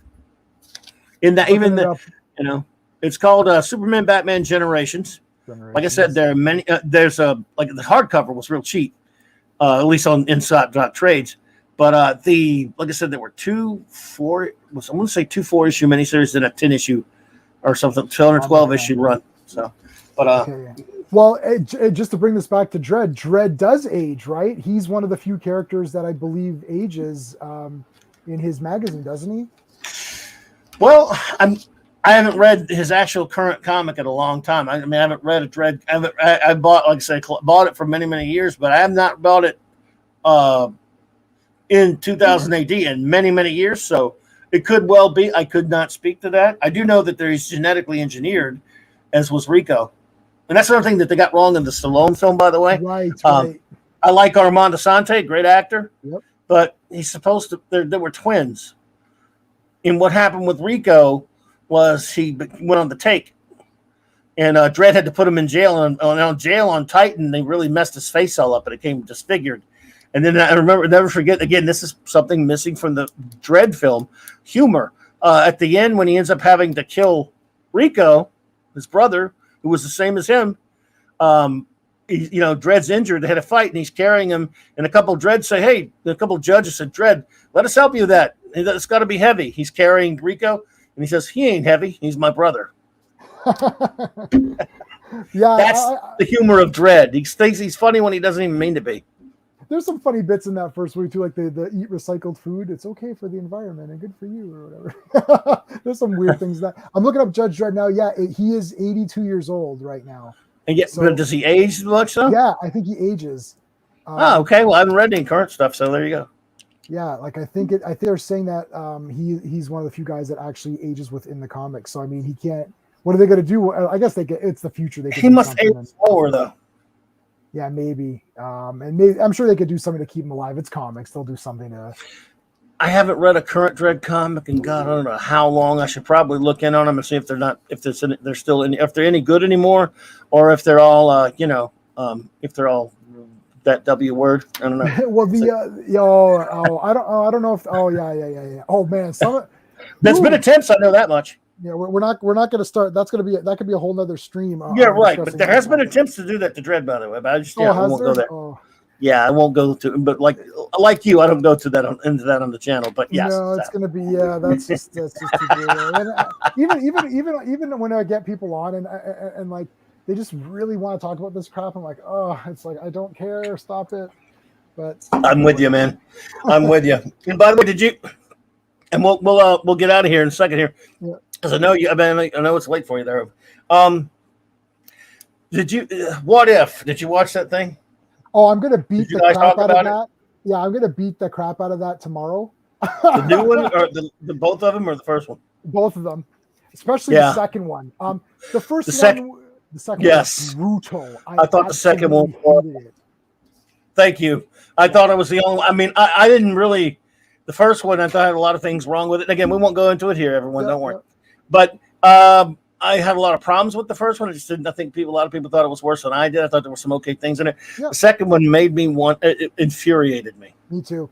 Yeah, I'm with you. Yeah, the first one was fun. You know, I like Peggy Carter. She's cool, and they did some cool stuff with Steve. That was interesting, and you know, that's cool. It was fun. That was for fun. I'm like, okay, this seems kind of fun. And the second one, I'm like, oh my god, this sucks. I could tell you like almost precisely at what minute I start to barf.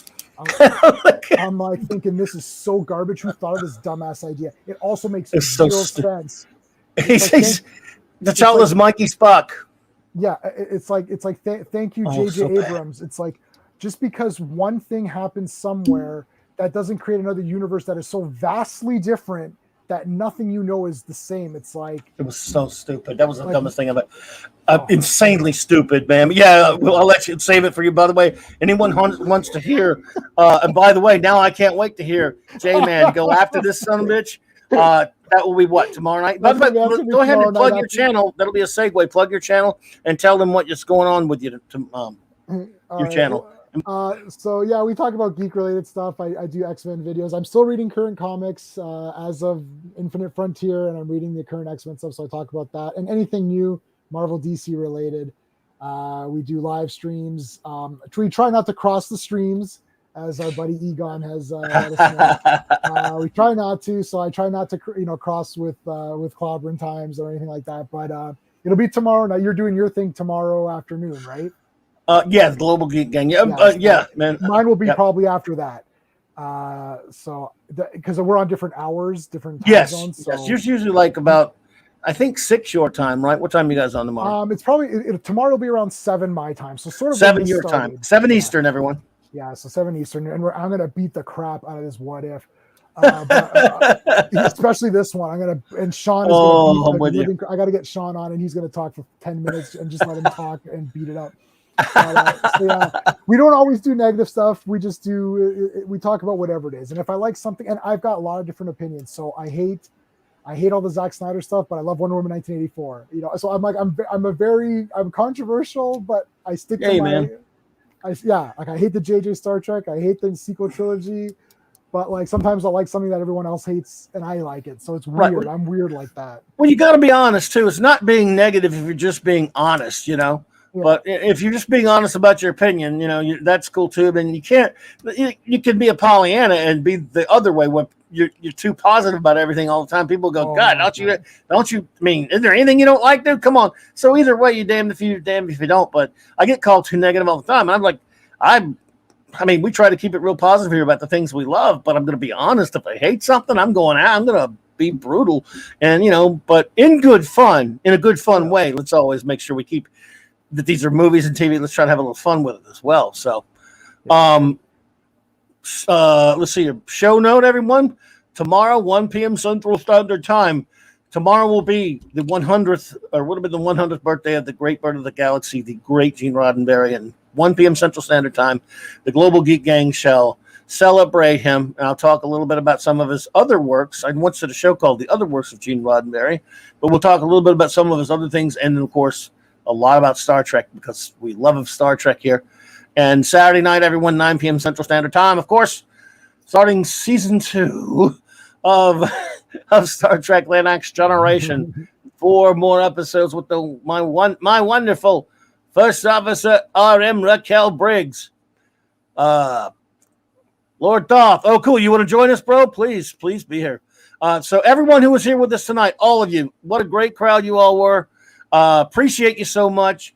All of you have a fantastic. By the way, and if anyone's not doing anything or you're looking for a stream, hey, Paulie at Latino Slant, my good friend, is over there. He's probably about to get started. It's a big. I think this is a big show for him. I'm going to be over there helping him out. So, everyone, have a fantastic night. Thank you so much. Riker's Beard indeed, buddy. And I want a big thank you to the great J-Man for joining me tonight. Dude, we got to do it again, bud. Oh, for sure. This was awesome. This flew by. Wow, this was crazy fast. Like, yeah, dude, you're awesome. amazing to talk to, brother. And we have, we've never actually been able to speak in person before, so I'm honored to have you here, man. Thanks so much. Thank you so much. Good night, everyone. And as always, big shout out to the great Stone Loki for this intro outro. Have a good one.